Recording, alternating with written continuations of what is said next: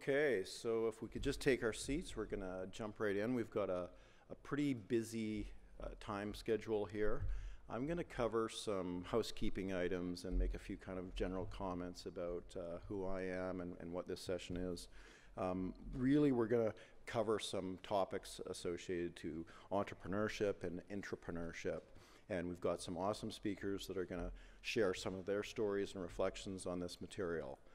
My name is Graham Traux. I'm an EIR with Innovation Island. We've been one of the early kind of founding partners of the BCIC and the BC Acceleration Network. Our offices are based in Nanaimo, and I've got just 1 minute for a little plug on the nature of our work. We're dealing with a lot of ground zero or absolute startups. And over the past couple of years, these guys have hit some really awesome numbers. We just broke $14 million of financial performance with about 10 companies that have hit that kind of investor-ready level, and some companies hitting that kind of first revenue. So it's been actually quite an interesting split between finance and revenue. So that's been quite exciting. Our region covers everything but Victoria, so kind of the Malahat up to Campbell River and the Sunshine Coast. And we're finding that when folks get into this entrepreneurial stuff, or they're an intrapreneur within another established company, they can really be anywhere. And so that's quite exciting to see that happening in some of the more smaller communities.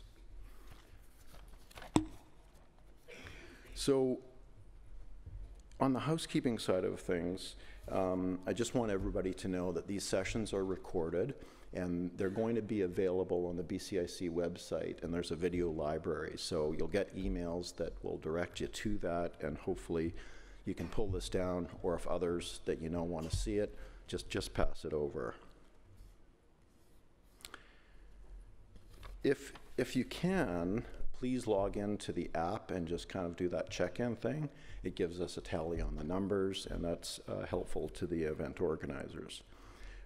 This session is going to go right up until lunch, and then after lunch, there's additional topics that will kind of expand upon this. Yeah, hi there. Sorry to interrupt, just a quick question. Is that true for all sessions? Are they all on video, able to be downloaded? I don't know. I'll get back to you. I'll find out. Okay, I don't know that either. I'm sure you're talking broadly or just specific. You know, there's probably a good chance that it'll cover everything, but we'll see how that goes.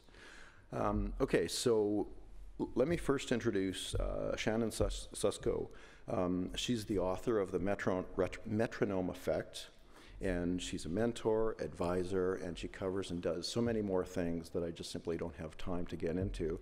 And she's going to cover about 30 minutes or so, and then we will shift into the next group. So welcome, Shannon.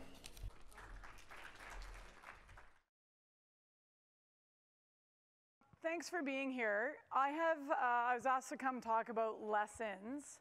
I have one big lesson I want to talk about today. And that lesson actually drove me to learn a whole lot of other lessons. So if you look at this picture, I want you to think of one word. Just one word. What's the word that comes to mind? Just note it, write it down. Okay, the biggest rowing scull we've ever seen. If you look at, I think this is maybe the Philharmonic Symphony in New York.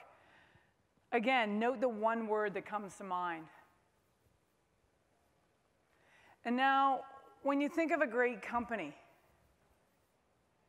what's the one word that comes to mind? Did anyone write down the same word? Nobody? Come on. How about twice? Did you write down the same word? Okay. Just give me a shout out of the word. Team, focus. Anything else? Coordination. Someone else?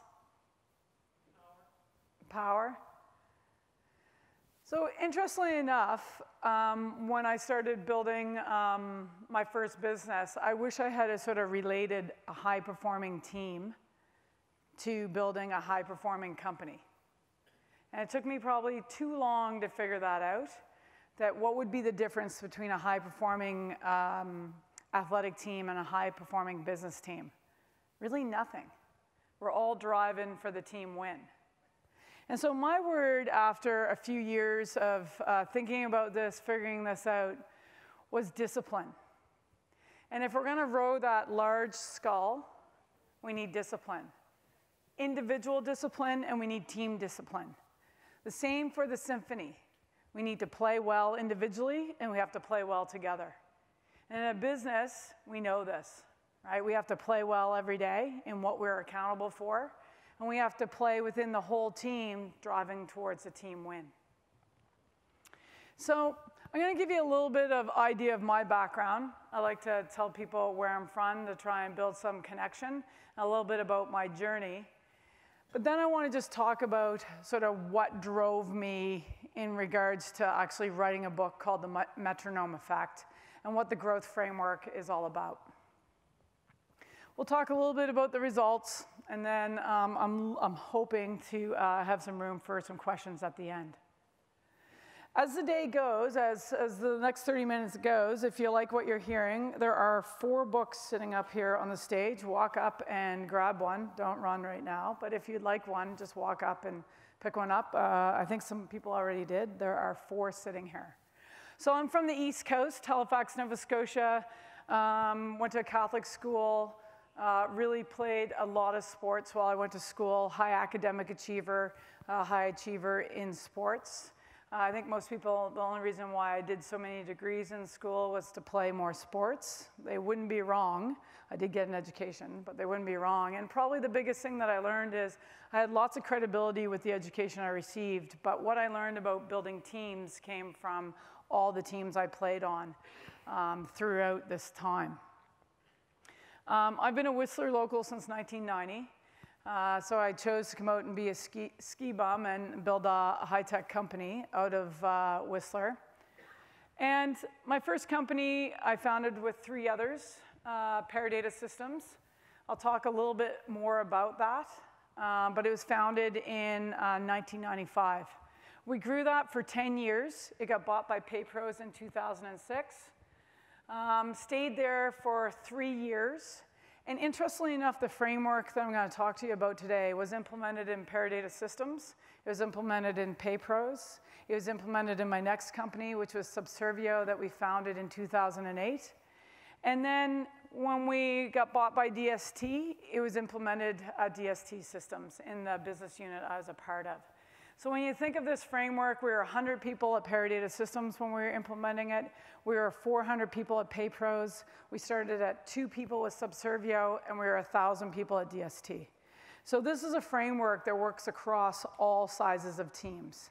And that's what's, I think, really important. You don't have to be any particular size. It's obviously easier to implement when you're smaller. It takes a little longer because people are involved. What I do today is I work with high-growth companies around the world. The furthest away is India, and I spend a lot of time in North America, in the US and in Canada, working with high-growth companies. I said out loud, unfortunately, that I should write a book about my experience, a prescriptive book about my experience in figuring out with my team the growth framework that we utilized. And following that, I actually said I wouldn't start another company, another tech company. Last year, I founded a company with 2 of my developers from my leadership team in all 4 of those companies, and we built a platform to support the framework. Because when we were putting it in place, we were using Word documents, Excel, all kinds of things, and we figured there must be a better way. Maybe it's gonna go. Here's some of the companies I work with, some local, some far away. Why do we do anything? And my core purpose today, and why I do most of the things and agree whether to work with a company as far away as India or go speak at a conference in San Diego, is I really don't want any entrepreneur to be as desperate as I was to grow a company. I was desperate. I got to a point where we raised so much money, we got so far, and I didn't want to fail. Though we failed so many times along the way. So, I hope And the whole reason why I'm here is to, provide some impact to each of you in growing your own businesses, whether it's within an organization or whether you're growing your own business, that you take one thing away that at least you can action and actually, use tomorrow. So a little bit about my journey. I talked about Paradata. That was the first company. I was one of the co-founders. We weren't a global internet payment processor when we started. We were like 3 times lucky. We pivoted 3 times in a short period of time. Our core purpose was to create a company that others would value. That was a nice way to say in 1995, we were going for a quick win. Build and sell in less than 5 years. And I told you it was 10 years, and probably the thing that I got the most value of in the back half of those 10 years was learning this framework. There's no way I would have been able to do it a second time, a third time, and a fourth time if I had a quick win. So I'm very thankful for that, and of course to create a great place to work. Our core values were happy to come to work, happy to leave, hungry enough to make a difference every day, and humble enough to want to learn every day. And we wanted to surround ourselves with those people, the whole team. That drove our culture. That was the foundation of who we were. So this was our 10 to 30-year goal. It was 3 years in. We actually had something special in payments that we learned. People were seeking us out for our payment capability, and we decided we were going to be the leading global internet payment provider. With that, one of the biggest things is it doesn't matter how small those words are up there in all those circles. We were on a journey, as all of you are, when you're building a company, when you're building a team. And the first 3 or 4 years, we had no idea what we were doing. We raised money from day 2.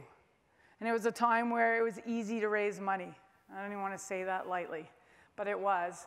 And we raised it on a particular product we had, and that product didn't quite have the marketplace it needed. And then we pivoted and took that product and that technology into another market. And again, some things happened, some deregulation and whatnot. But what we did have at the end of that was a payment system.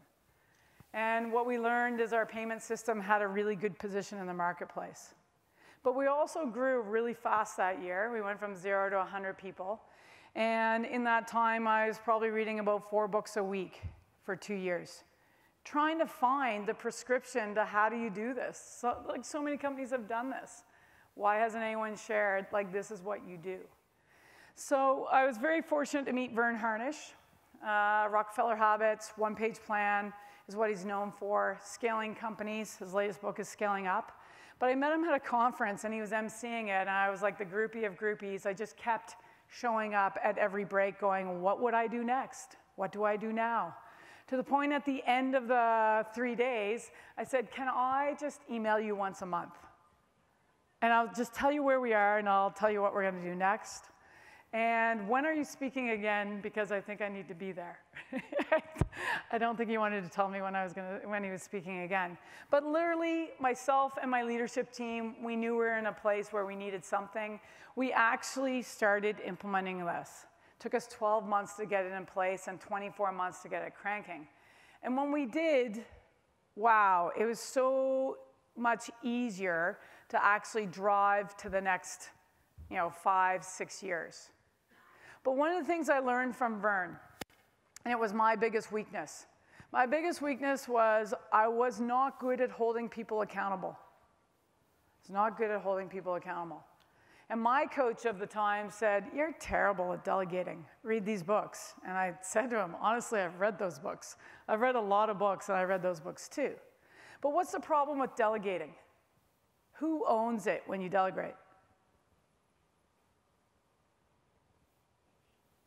I owned it. I kept delegating, and I owned it. I was the one who was still trying to get it across the line if it got close.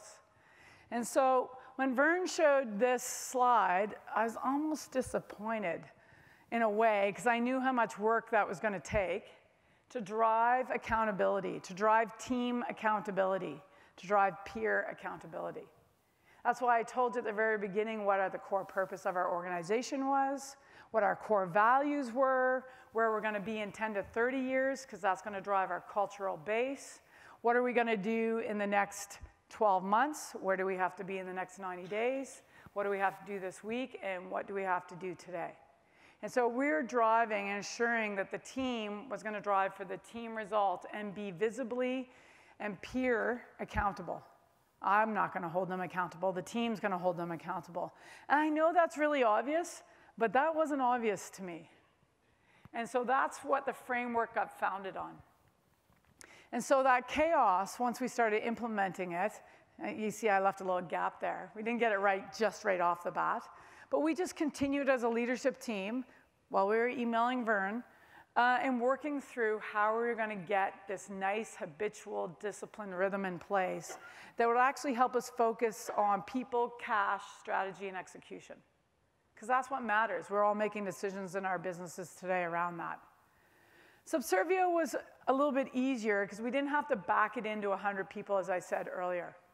We only had to get it going with 2 people, and then 4 people, and then 8 people, and then 10 people. It was much easier to implement.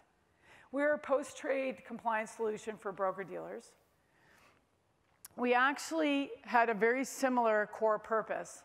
Because we were not venture-backed for this business, we were customer-funded, we were very focused on generating cash.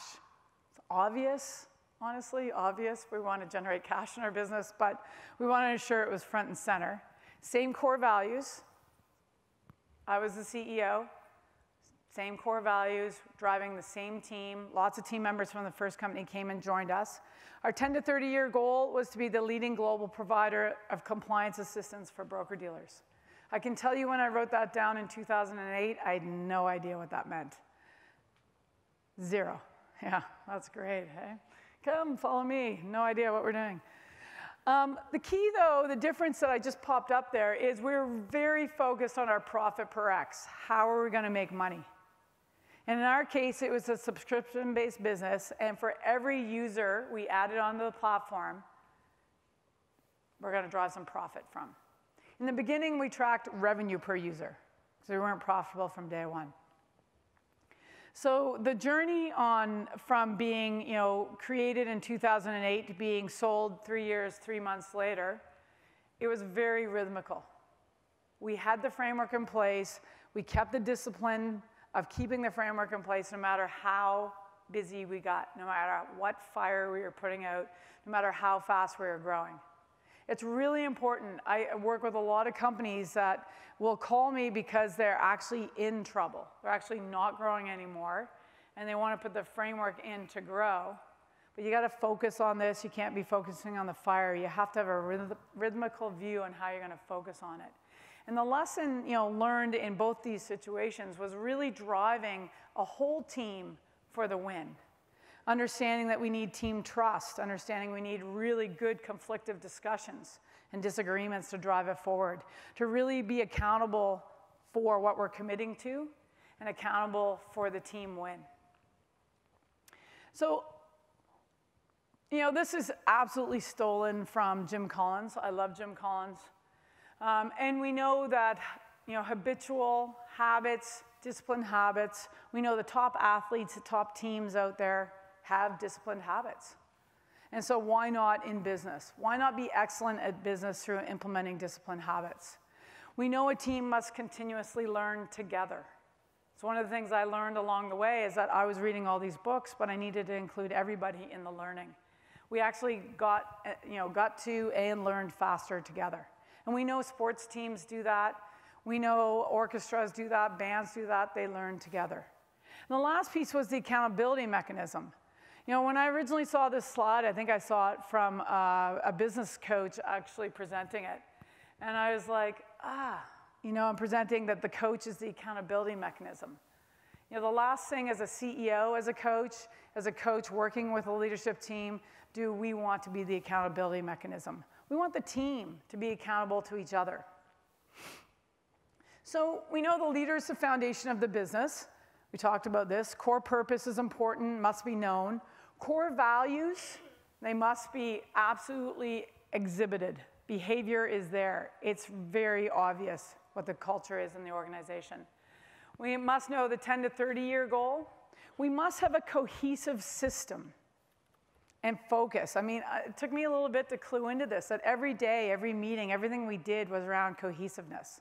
and making sure that the leadership team was healthy and the rest of the team was healthy, and that was one of my #1 things.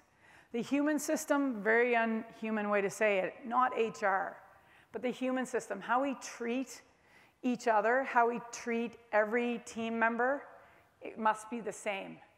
The leaders help sort of sandwich that together and hold it together, and the team being at the top of the house absolutely is holding the reputation of the organization in the marketplace.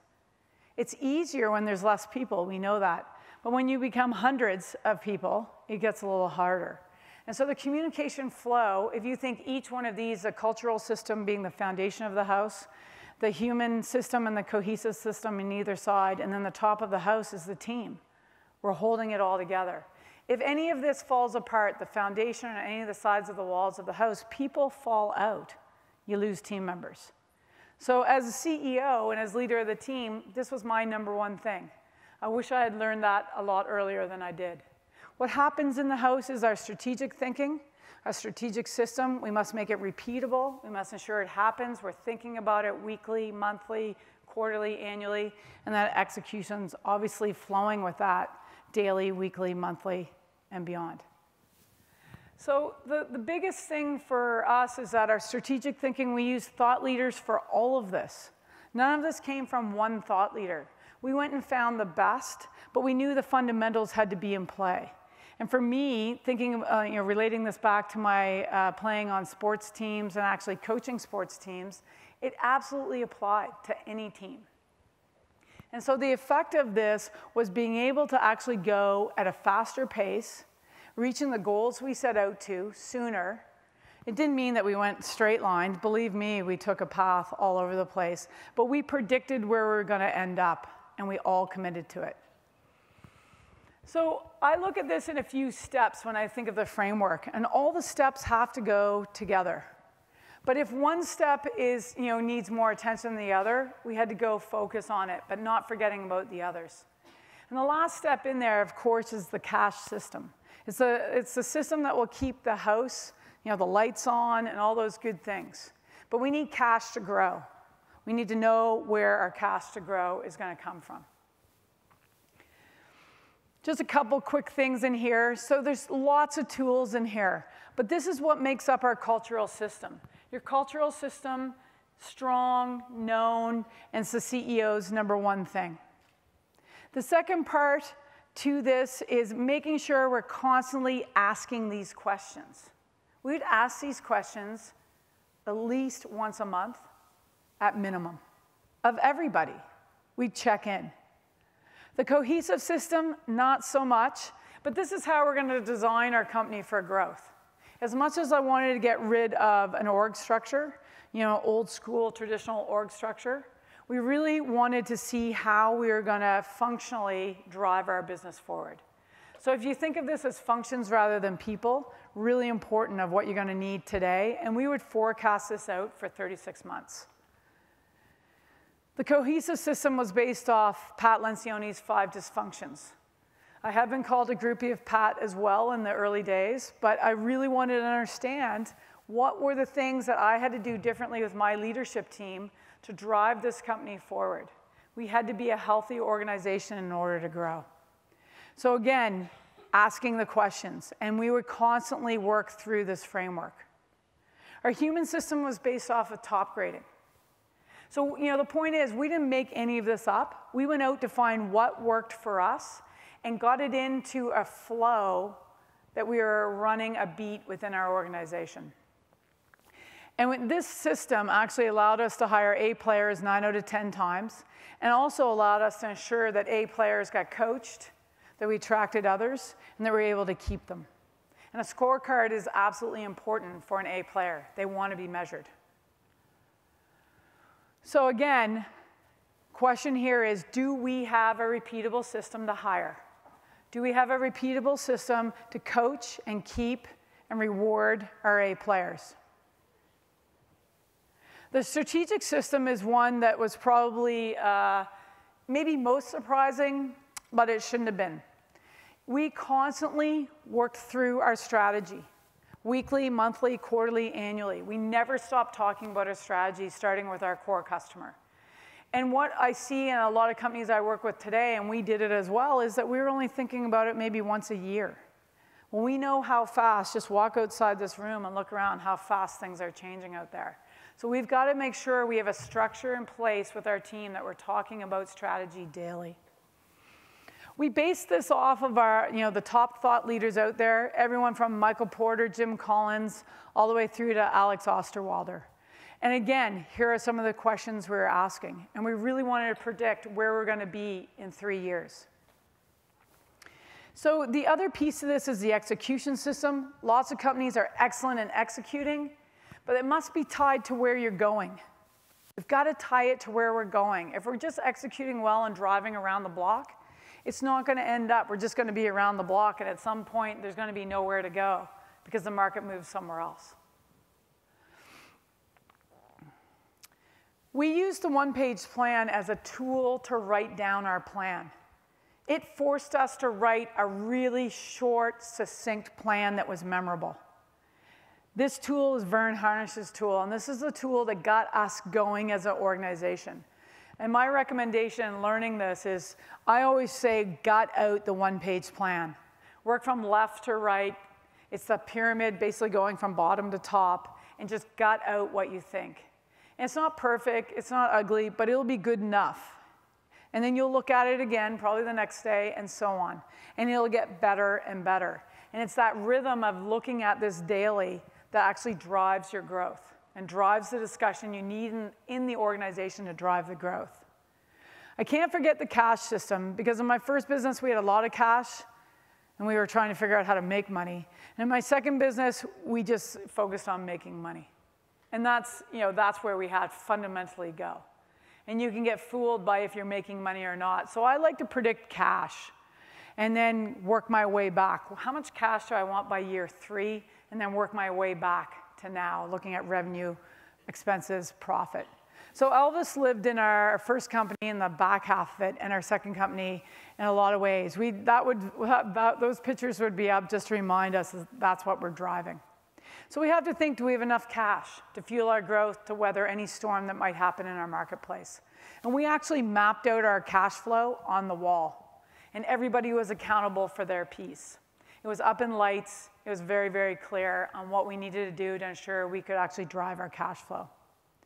So when I was a young CEO and thinking that I probably had to make all the decisions, that was the last thing I really wanted to do, but people kept asking me questions, and whether I knew the answer or not, I'd probably try and answer it.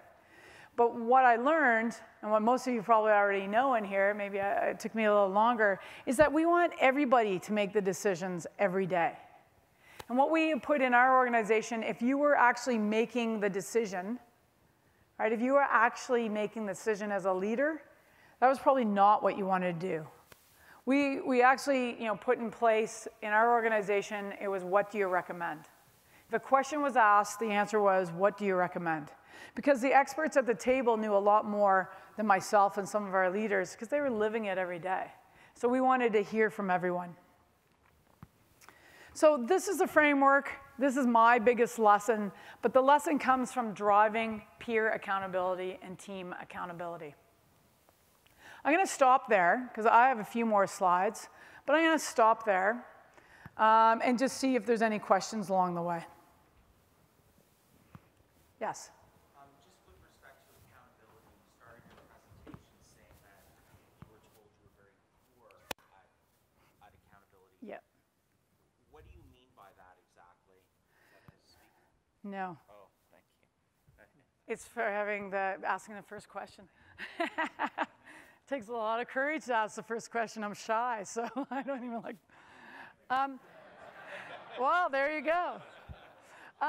So what was I poor at? So. What were you not doing that you should? Yeah, so what I wasn't doing was ensuring that the whole team was committed to where we were going. And what I was committed to where we were going, and I would delegate, can you get this done? Can you get this done? Can you get this done? And everyone would get it about 80% of the way there. And then you're spending your nights and your weekends getting it 100% of the way there so that you can get it out the door. And instead, and so I was holding, because I delegated, I was holding that person one-on-one accountable. rather than getting the whole team, here's where we have to end up at the end of the 90-day period. What do you think we should do to get there? And then they would come up with the plan. They would come up with the priorities, and they would say, I got that, I own it. So, okay, so it wasn't, you were looking for bottom up, but you were doing top down. Yeah, pretty much. And you know what? That's what I was taught. You know, you delegate, delegate, delegate. As well, that, again, you were delegating partly because it was top down. Right. Yeah, and so I find delegating is when you delegate, you still own it. You're asking someone else to do something for you. Where in peer accountability, they've actually helped create the plan, and they've raised their hand to say, I got this. I'll get it done, team, and they've told the whole team they've got it done. And now, as we go forward through that quarter, they'll be the ones to say, yep, we're still green, we're on track. We might miss because, and here's what I'm doing about it, or it's red, something else happened out there. I need a good, we need a meeting to focus on this to see if we can still get it done by the end of the quarter. So it's not me going, did you get that done yet? How are you doing? You got it? Like, I don't want to do that. That's like, I think about that and nobody wants to do that. Do you have a second question or was that it? Okay, good. Any other questions? I'm going to go way over here.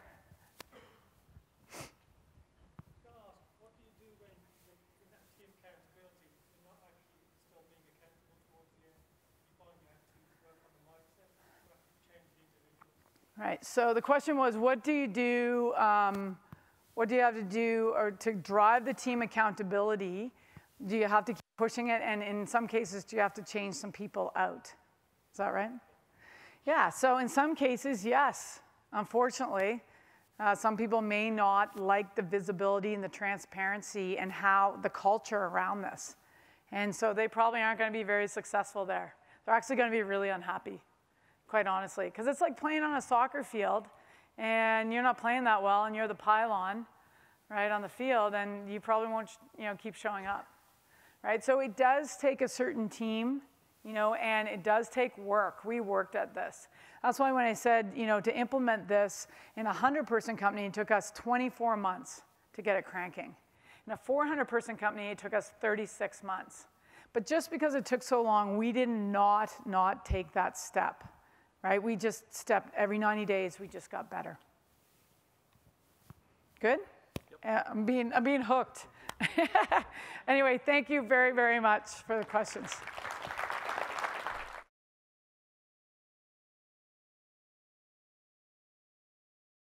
Good morning, everyone. Oh, let's try that one more time. Good morning, everyone. That's a little bit better. I expect when I do the closing keynote at 4, I need really big energy, okay? Promise me? Promise me? Thank you, thank you. All right. Oh, you all needed a little bit of boost before lunch. You want that? Oh, yeah. Yeah. So. It's actually over there. Oh, we can see like beautiful magical things. So I think we're going to just start by introducing ourselves, and we're going to talk about a little more in depth into some of my research into Captivology and some of Kelsey's work on the data side and how more specifically you can apply that knowledge to your company, to your business, to your job, and that sort of thing. So we already got like lovely intros, but a little bit more background on myself. My original claim to fame is I was the co-editor and editor-at-large of Mashable, where I wrote 2,446 articles over 3.5 years because I'm some kind of nut job. And I had no life, but it was great. And then after Mashable, I did a column. I invested in companies like Ubeam, the wireless electricity company, Shots, which I invested in with Justin Bieber, which is always a fun story, by the way. And then I wrote a book called Captivology, which we'll be talking about the science and psychology of attention and why we pay attention to certain people and products and how to utilize that science to captivate others. I went through over 300 years of scientific research in attention and memory. And I interviewed over 100 different people, both scientists and PhDs, as well as business leaders like Sheryl Sandberg, Steven Soderbergh, Shigeru Miyamoto, the creator of Super Mario, a whole host of others to understand how we pay attention at a psychological and neurological level, and then how that can be applied to capturing attention, whether you're an artist, an entrepreneur, a teacher, a mom, it doesn't matter. And we're going to get more in depth into that. Most recently, I started a new company called Octane AI, backed by General Catalyst Partners, which allows you to build an audience on Facebook Messenger through a bot. And so I'm a chatbot guy nowadays. And so Maroon 5, Aerosmith, Kiss, Lindsay Lohan, 30 Seconds to Mars, and a whole bunch of other brands and artists use us to communicate with their fans at scale through Facebook Messenger. And I've been talking too much. Kelsey, you want to talk? Sure. Oh, that's loud. Hello. You might want to press the next one. That's me. So my name's Kelsey Breakey, and I am not as fabulous as Ben.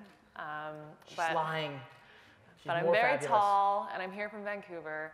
And I've spent my career pretty much in different iterations of loving data. Started off in advertising in the world of direct mail, and have ventured into many different areas of data. Currently, I'm a marketing technologist and strategist, management consultant that helps organizations transform their businesses to use data and technology to drive revenue. We do that in a multitude of different ways, but at the core of it, it is about data.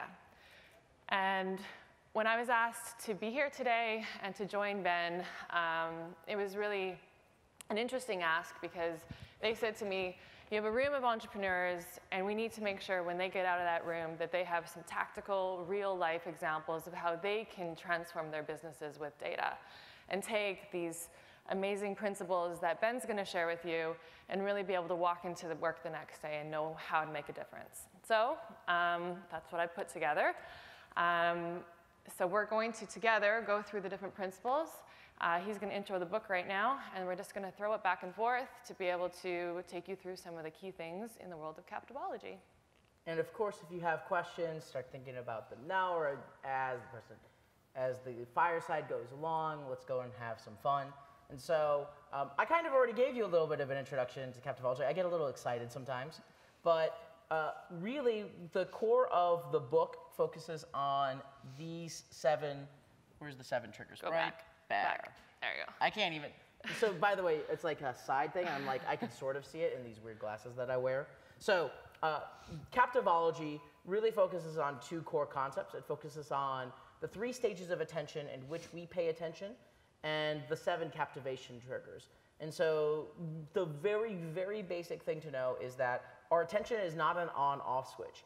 It grows in stages in the same way that a bonfire grows, where, you know, you don't just like, here's a bonfire and like with a match. You have to go through stages. You start with the ignition, and then you build up the kindling, and you build up the fire before you put on the log to make the fire go all night. And attention works in a very similar way. There are 3 stages. Immediate attention, which is our immediate reaction or response to certain sights and stimuli. So if I said, boo! Yeah, actually you jumped. I'm so sorry, but I needed to prove a point, or I just wanted to have people jump. But there's a reason why we react automatically and we can't control it. It's a defense mechanism. Attention at its first level is designed to defend us against threats and against other, if like there's a rustle in the leaves when you were a hunter-gatherer, that's gonna either be food or a threat, and your attention must be able to pick that up. And we still have those same attention mechanics that today, and they can still be, they can be either exploited or they can be used and they can be harnessed. Because the psychology of attention fundamentally has not changed. It's just the tool sets that we use that capture our attention that's really changed. Now, short attention is our short-term attention. It's like when we focus on a song or a music or a piece of film. The big thing here to remember is that attention and memory are intrinsically linked. And thus, if your goal when you're trying to capture somebody's attention is to get them to remember, and if they don't remember, they did not pay attention and you failed. Memory is the core of attention. The final stage of attention is long attention, which is long-term interest and long-term memory. And so the real goal is not, hey, look at me. The real long-term goal is to get people to come back to you and to remember you days, weeks, months, years, decades after that initial meeting or that initial talk or that initial campaign. And those are the 3 stages of attention. What you see up here are the 7 triggers that actually captivate our attention. And we're not going to go through all 7 here. We're going to focus on 3. But they're automaticity, framing, disruption, reward, mystery, and acknowledgement. And I'm going to suggest if you really want to dive into all 7, there is this fabulous book I've heard about called Captivology that you could totally get. I'm legally required by HarperCollins to plug the book at least 3 times per presentation, so please forgive me. And so we're going to dive in to 3 of them, and we're going to start with framing. And so I think it's like I have two very good Canadian friends, and they could not be more completely opposite on the political spectrum. One worked for Harper, and one worked for Trudeau. And like, if I talk to them about the same policy thing, like they will have completely different interpretations of that idea or that policy. And that to me is the core of what the framing trigger is. And so the framing trigger is the fact that we pay attention to things that fall within our frame of reference and tend not to pay attention to things that fall outside of it. And so, for example, if you're, like in America, if you're a hardcore supporter of Trump or Obama, you will have a vastly different opinion if someone says something like fake news or Obamacare or climate change. And it's really radical how the same piece of information can have a completely different impact or not even be acknowledged at all. And so the power of framing is the fact that we have a limited amount of attention, right? Think of it as just like a gasoline tank, and it depletes throughout the day. And we need to be careful with what we pay attention to, because if we paid attention to every person or everything that came to us, we would have no attention at all. And so it's good that we have this framing mechanism, in part because like if I came to you and I said, you know what, all the presidents of the world and all the prime ministers of the world are actually lizard people, and Scientology is the real, I'm sorry, Scientologist. Scientology is the real religion, and the earth is actually flat. You should probably not listen to me, for good reason. It's not worth your mental energy. Unfortunately, though, that framing can dramatically impact policy in a negative way in many cases. But if you understand the frame of reference and how framing works, you can capture the attention of your audience. And I think I'm going to hand it off to Kelsey to talk a little bit about how you can understand the frame of reference of your audience and how you can really harness it. Great, thank you. Oh, I missed the pretty little pictures. So there's many different ways to sell or market your business or your products or whatever it is. And as you mentioned, it's how you specify the benefit to those audiences that would resonate with them, that would be memorable, and that would be meaningful. But at the core of that, you have to understand how to put the right message to the right market at the right time, and that's done through data. So framing is an element in business that requires the utilization of data. And what I want to show you today is a number of examples that can be used to, I'm going to back up a second, to build out data. Primarily what a lot of organizations do is they have different type of methods to collect data from their consumers, whether that is an online form, an inquiry, one-to-one sales conversations. We collect data and we put them in a variety of places about our customer base. Regardless of how small or big you are, this is a capability that everybody has. You can do things like ask people where they live, and that will give you geographic framing. You can ask them their gender, and that will give you a gender framing, income, etc. In business, a lot of the time we do things like job function, region, company size, etc. when it's a B2B sale, because you want to understand what's motivating that person and how to not only sell to them better, but how to market to them better. We ask those attributes and we start to group them into segments. And those segments can be used to define an area of your audience or an area of your target market. For example, if you're in the real estate sector and you're going to sell a condo, when you sell that condo to your audience, you're going to talk about it a little bit differently, and you're going to take different channels and time frames depending on who your target market is. So if you have a first-time home buyer versus an investor or somebody that's downsizing or empty nesting, how you talk about that condo is very different. The timeline that's going to be required is very different, and the content in which you're going to offer them to help them make that decision will be different. So to identify using demographics, you can put people into a first-time versus empty nesting target market, and you'll be more likely to succeed. But what if you don't have the time or the ability to ask all of this information and build all these segments? Because it takes a lot of energy. There are 3 different examples that I want to share with you of how you can basically append or utilize technology and other data services to enhance your abilities as a business to segment. And one of the most simple things are networks like Facebook adverts or Google AdWords as well. How this works is you take a list of customers, a list of people who've been to your website, a list of people who've downloaded a book or signed up to an e-news, and you take a simple attribute such as email address. The email address, if you put it in a list of 1 million people, doesn't really mean much to you. You would just generically talk about your business to this generic group of 1 million people. But if you can group it out and start to understand how do these people break into markets, I can start to customize my conversation. Within something like a Facebook advert, you can load that list. And if you know that these are the people who purchased this product, and now you're going to do a product launch that's sort of similar, and you assume that people that like this would also like this, you can add that list into something like Facebook, and it'll give you a profile on them. Then you can do things called lookalike audiences, which will extend that sort of profile using Facebook data, because they've got a lot on us, and they can say, this group sort of looks and feels like this. And now, using a lookalike audience, they can go into their mammoth database and say, here's some more people that look and feel like this. And now, all of a sudden, you have a target market for your new product launch, and you didn't really have to do anything besides load a list and buy a campaign from Facebook.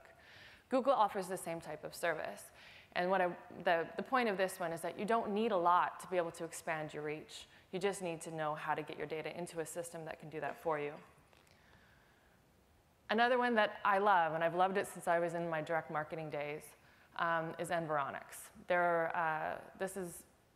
They operate in Canada, and basically what they do is they take demographic and psychographic and behavioral information of everyone in Canada. And they break them into what now is 68 different sort of segments of the population. And it goes under the theory of birds of a feather flock together. So geographically, people sort of look the same, depending on whether it's a pocket of a postal code or a pocket of a city, et cetera. And so common people live together. It's just a fact. By using something like Environics, you can do the same things that we were talking about in Facebook, but more. So now you can say, here is my people who love this product. I have their postal code.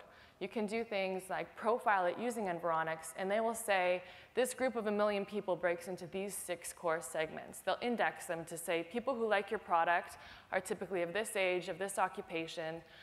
They read these books, they go to these events, they love soccer. And now all of a sudden as a marketer, you're like, damn, my people like soccer. What am I going to do? Well, now I have a really good business case to go and sponsor that local soccer team, because it will actually connect me with my demographic.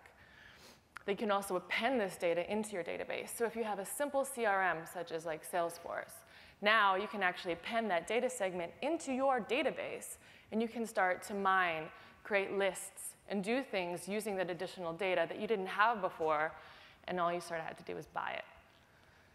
Finally, another example before I hand it back to Ben, is there's many of these out there, but one example is Think Data. They're out of the island, and basically they take free and open source data that's owned essentially by the public. And instead of just giving you an open API to go and check this all in, they standardize it. They clean it up. They make it meaningful and the ability to mine. So from a standardized data set, if you're a larger business and you're looking to really augment your database, you can take these types of information sets in, and you can start to analyze in a more customized and meaningful way for your business. And that's that. For the people standing in the back, we don't bite. You're welcome to sit down if you would like. I'm sorry, I'm putting the attention to everybody else. See the framing thing in action?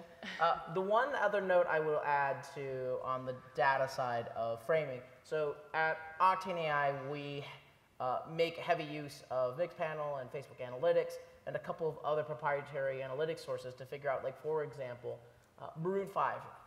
Hundreds of thousands of people talk with Maroon 5's bot. And Maroon 5 needs to understand who are the casual fans and who are the super fans. Mm-hmm. And so there's a lot of different data sources that we figure out through Mixpanel and through our own analytics of, you know, who is purchasing products through the bot, who is interacting with the bot on a daily basis versus a monthly basis. And it helps in terms of the targeting, especially because like nobody wants to be targeted with like I don't want to be targeted with an ad for maternity because that would make no sense at all. I mean, it might be funny, but it would make no sense at all. And so you want to give a better experience to your users, your customers, your audience, and they want to not be spammed with stupid shit. And so this is where the importance of framing and understanding your audience and having that data and collecting that data and segmenting that data is super critical. So we're going to talk about the reward trigger and rewards. And so I actually had the opportunity during my research to interview Dr. Kent Berridge. He's a leading researcher at the University of Michigan, and he's specifically a researcher in dopamine and reward systems of the brain. So raise your hand, you heard of dopamine before? Probably most everyone. And probably most everyone thinks of dopamine as this drug in the brain that creates pleasure and happiness. Woo! Thank you for laughing. I needed it. But that's not quite accurate. And so what Dr. Berridge did was he did this famous study where he had lab mice, and he would, in a class of them, he would take the dopamine out of the mice to see how they would behave. And what he found was that when you take the dopamine out of these lab mice, they would still feel pleasure. You give a mouse without dopamine sugar water, it's still going to find it tasty. But what was shocking was that these mice lost all the motivation to do anything. And almost all the mice in the studies died because they lost the motivation to even eat or live. And so what dopamine does is not create the liking response in the brain, it creates the wanting response. And when it comes to attention and rewards, your goal is to activate the wanting response and to understand the wanting response. My desire for an object, whether that is a chicken sandwich or $1 million or just a job where I feel like I have a purpose and I have a chance to master a subject. And so a couple quick concepts. There are two kinds of rewards. There are extrinsic rewards and there are intrinsic rewards.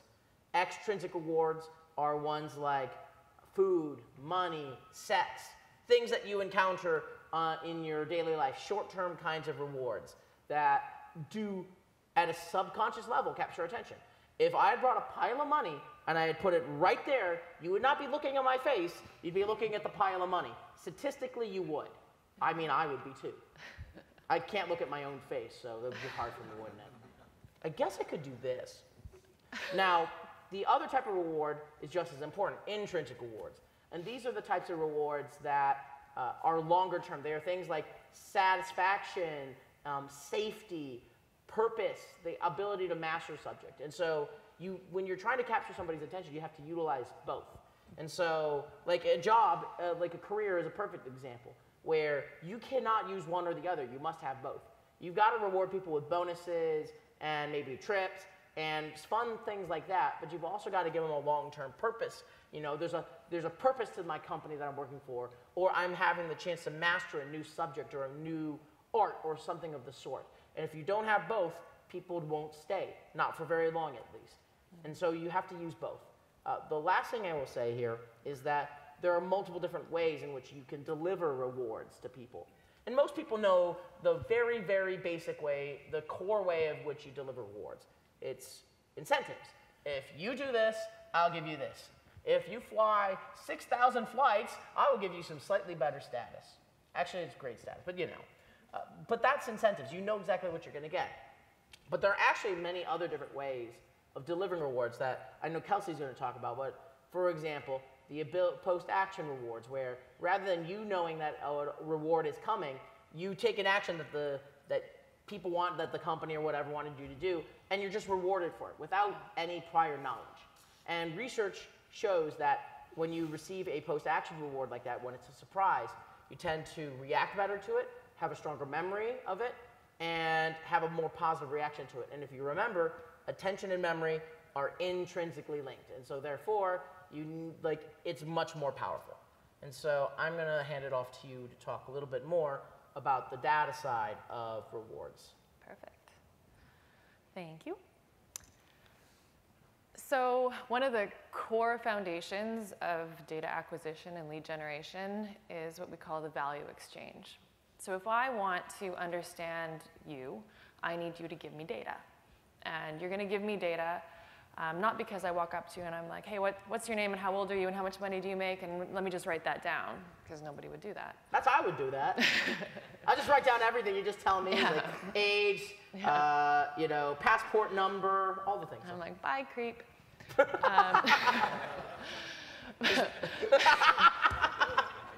That would be creepy if someone was doing that in a meeting and they're just like writing. It's like, what are you writing? Don't worry about Stop it. But a way to make people not feel like you're being creepy is to give them a value exchange. So if I actually offer you something, a lot like what Ben just said, I give you something to get something. So if I offer you a free pen, and I'm like, okay, what's your name? You might tell me that.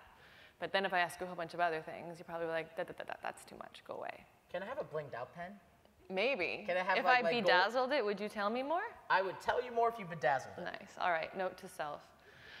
Note to everyone. Bedazzled pens. They're in this year.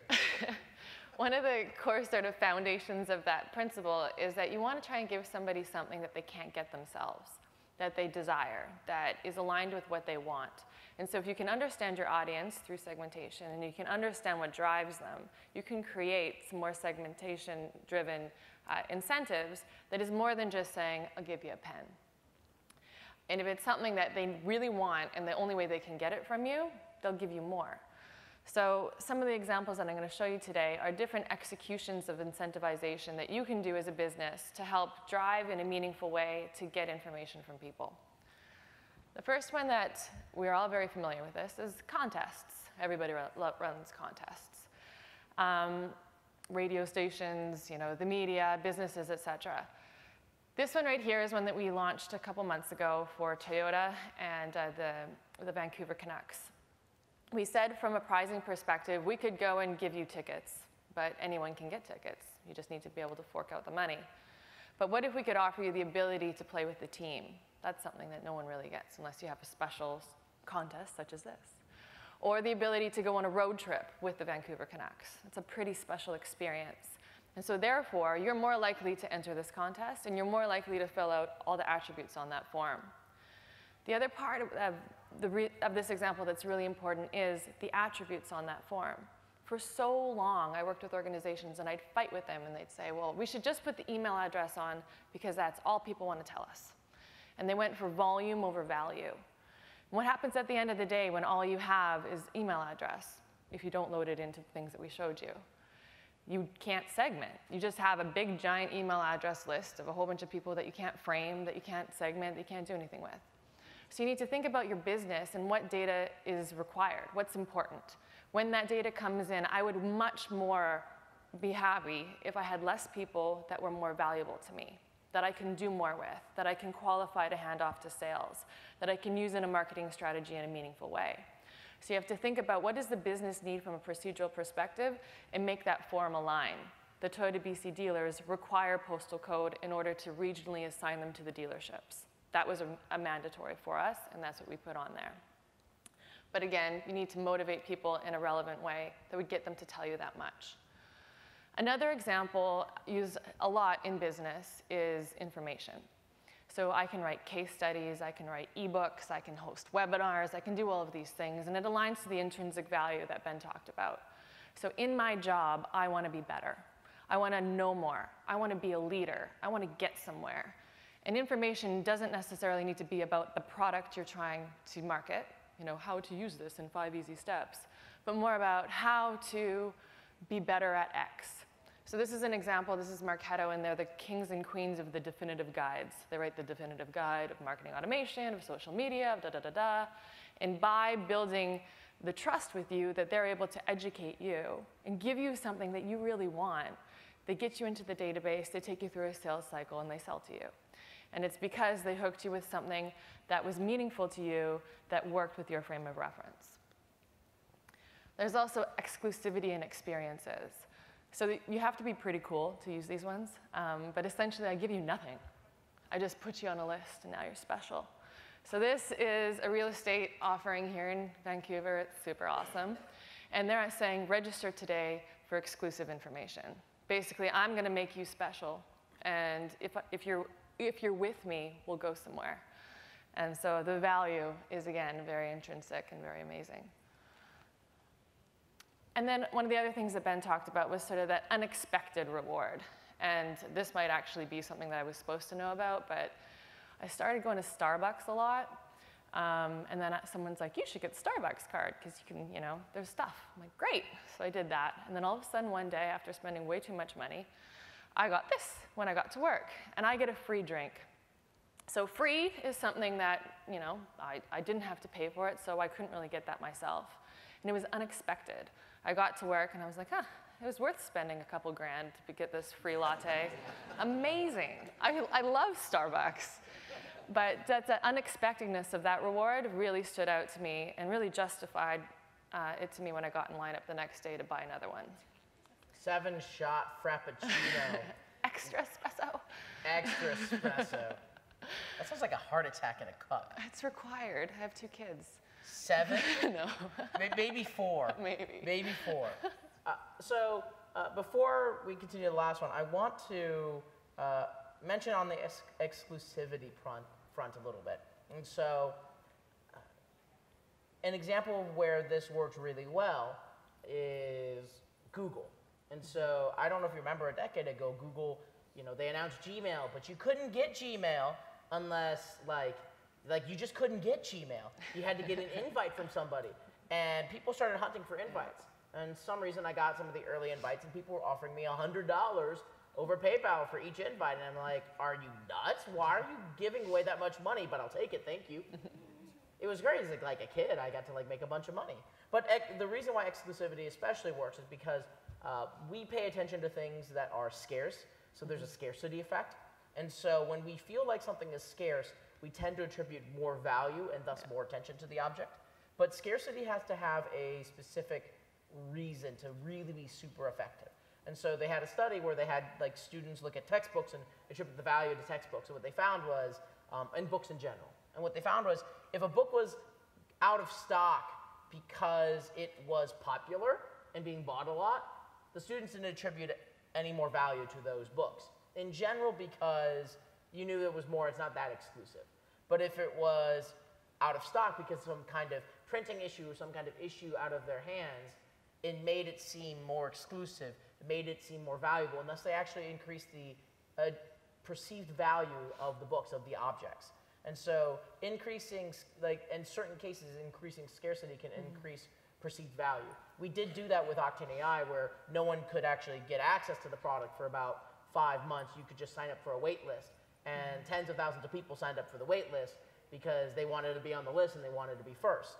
And it does work really well as a tool. So we'll talk about the last one because we want to have some time to answer questions, maybe go dancing, I don't know. It's the last day after all. So acknowledgement. And so acknowledgement is the last trigger of my book. And it is the most powerful of the captivation triggers. It's the trigger that's most used for capturing long attention.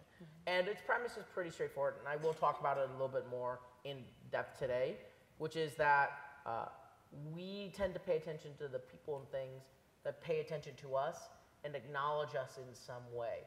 And so part of that reason that we pay attention to things that, we pay attention to those kinds of things is that because of reciprocity, but also because of something called the parasocial relationship. And so okay, I'll give you an example. And so if my friend Gary Vaynerchuk, who's an author and a consultant, all that fun stuff, someone like posted like, hey, like someone like randomly tweeted at him, hey, I'm out, can you help me? I'm out of eggs. And like as a joke, it's like, you need it. Why are you asking a guy with like 1 million followers for eggs? But Gary's like, okay, what's your address? And so he sent like an entire crate of eggs within 2 hours to this guy's house. And the guy, of course, took pictures and Instagrammed it, and it got shared everywhere. And what happened was that everyone saw that, and everyone saw that Gary cared about his audience. And he didn't have to give a gift to everybody in order for Gary to show that he cared about his entire audience. It was scaled relationships in a way. It was the parasocial relationship, which is the fact that we can feel a two-way relationship with somebody even though we only have a one-way relationship with them. I'm sure all of you can provide adjectives for people like Jennifer Lawrence or Justin Trudeau or Justin Bieber. I'm going to just name a bunch of Justins, Justin Timberlake. I'm going to Justin pick right now. And so, but really, unless one of you is secretly a cousin of Justin Timberlake, you don't know him, he doesn't know you, but you feel like you really do know him because of the power of the parasocial relationship. And this doesn't just apply to individuals, it also applies to people it applies to companies too. And the lines in which we wait to get the newest product from Apple, or how much, or in the sneaker world, how much people will speculate about sneakers or speculate about football or basketball or hockey teams. It's really quite crazy how powerful the parasocial relationship can be with not just a person, but with a brand. But the core of that is the acknowledgement trigger, and is that feeling of acknowledgement, and that feeling that it's not just a one-way I'm talking to you, but it's a conversation, and it's taking input from you, that you're taking input from your customers, and you're taking input from your audience. And so that's kind of the core of the acknowledgement trigger. Thank you. So now I'm going to make it really dorky. Woo! Dorks! So as a business, really it's about making money, right? At the end of the day. And in order to do so, we want to take that sort of 80% and we want to make more of them. We want that 80% of revenue comes from this group. And so how can I put more people into that group to make me more money? From a data perspective, one of the ways that you do that is from analyzing specific sort of valuation attributes. And there's a thing called RFM. It's a modeling, for lack of a better term, statistical analysis that's been around forever. And really what it does is you take the data attributes of recency, frequency, and monetary value, and you start to analyze your customer base based on these things and others, depending on how your business is structured. But essentially what it tells you is, who are the people from a recency perspective that have transacted or engaged with me recently? So if you spent a whole lot of money 10 years ago, you're probably not that important or impactful to my bottom line today. Frequency. So you may have bought once, and that's great, but really I need you to keep coming back. So how can you understand those people who have high frequency with you, either from an engagement or a transactional perspective? Those people who have high frequency are really valuable to your bottom line. And then monetary value, obviously, is very important to your monetary bottom line. So how much money have you spent with me? And when you take these sort of 3 plus other characteristics and you put them together, you can start to really sort of segment out the different groupings of your customer base. And then from there, you can start to reward. And by rewarding and building and driving people into a higher value threshold, you have a much greater motivation to acknowledge them, to say thank you, to create a community of these high value tier 1 customers. And it is all driven by the data, and then it's driven by the experience or the acknowledgement that you deliver for them. So I'm going to give you a couple examples of acknowledgement programs that are really loyalty programs, and how they're using RFM to put people into buckets, motivate behavior, drive bottom line. And essentially what it does is it creates identity. So as somebody who's striving to get to that higher tier, why does that matter to me as a consumer? And we'll talk about that just briefly as well. So I've spent a lot of the last few years traveling, so both of these are travel examples, and I'm a Hilton Honors member. This is not my screenshot, I stole it from the internet. She totally wasn't paid off for that. But they've been very good to me. They've acknowledged me a lot. So I was at the top tier for a while, I'm no longer, because what they're doing in this tiering program is they are taking RFM in different ways, and they're saying, as a customer-facing incentive initiative, I'm going to create loyalty by measuring your RFM and then spending it back to you in packageable, pretty little ways. So basically, the more you stay and the more money you spend, the higher tier you get. And the higher tier you have, the more benefits you receive. You get a little card, it's very tactical and tangible, but there's other things about it as well that makes it more of an acknowledgement and not just a reward. So when I go to Hilton and I check in, I get a different line. I don't have to stand in line with all those guys. And I can stay on the higher floors. So Hilton Honors has floors specifically for their VIPs. And when I get in the elevator, I press the button with the VIP behind it. And I'm not an arrogant jerk, but I am never home. And I want to know that there's a reason why I'm doing this. And that little sort of nod really helps me justify why I'm an absentee parent sometimes. But it really helps sort of legitimize my identity in a way. It's really sad. But it sort of helps build on that. And Hilton knows that. They know that if I can make you feel special when you go on the road, lady, because you obviously do a lot, you'll pick Hilton because you're not getting in line with them. And you're going to the better room. And we appreciate you, and we acknowledge you, and we've measured you to be valuable. So I'm going to put you in this program, and you're going to move up. Air Canada. So to get to the hotel, I jump on a plane. And Air Canada does a really good job of this as well. So all airlines do. I'm just an Air Canada member. Because early on, I chose an airline because I wanted to be able to get the benefits. So I chose them. And they have an altitude club. Not sure how many people have this, but basically there's like a 25, 50, 75, 100 thing. The higher the tier, the higher the club, the more benefits you receive. They give you tags that you put on your suitcase. They give you a card that you show. You can access the lounge now this way, free Wi-Fi. All of these things come to you because you spent a lot of money with them. They measure you based on the number of trips you take, which is frequency, and the distance that you travel, which is really monetary value. And they give you this little dashboard that you can measure and you can watch it. My business partner will say, yes, she's a bit of a junkie. I actually watch it. I want to know when I get to jump to the next thing. And then they deliver this mail piece. So it's not just an email, but they send you like this thing, and you get the cards and a letter and these coupons, and it's so tactical, and as a marketing strategy, it's very good.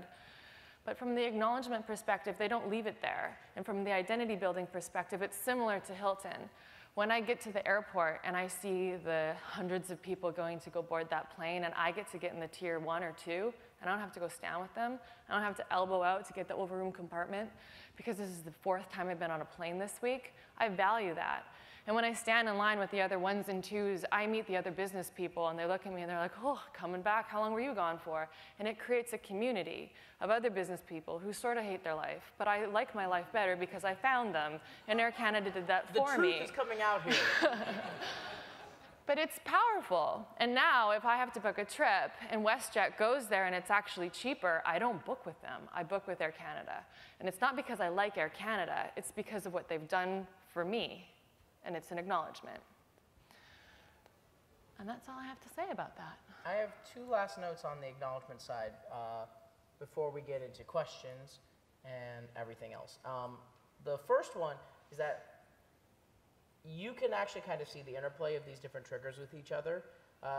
In order to build acknowledgement, you utilize rewards in some way, but the deeper the rewards and the more communal the rewards are, the more community you can build with those rewards, the stronger the acknowledgement that you build. Mm-hmm. And so, like as number 2, for example, at Octane AI, we create Facebook groups for our top creators and top bot makers. And so we created, when we first started the company, even before we started the company, a group for bot enthusiasts called the Bots Group on Facebook, and has 25,000 members.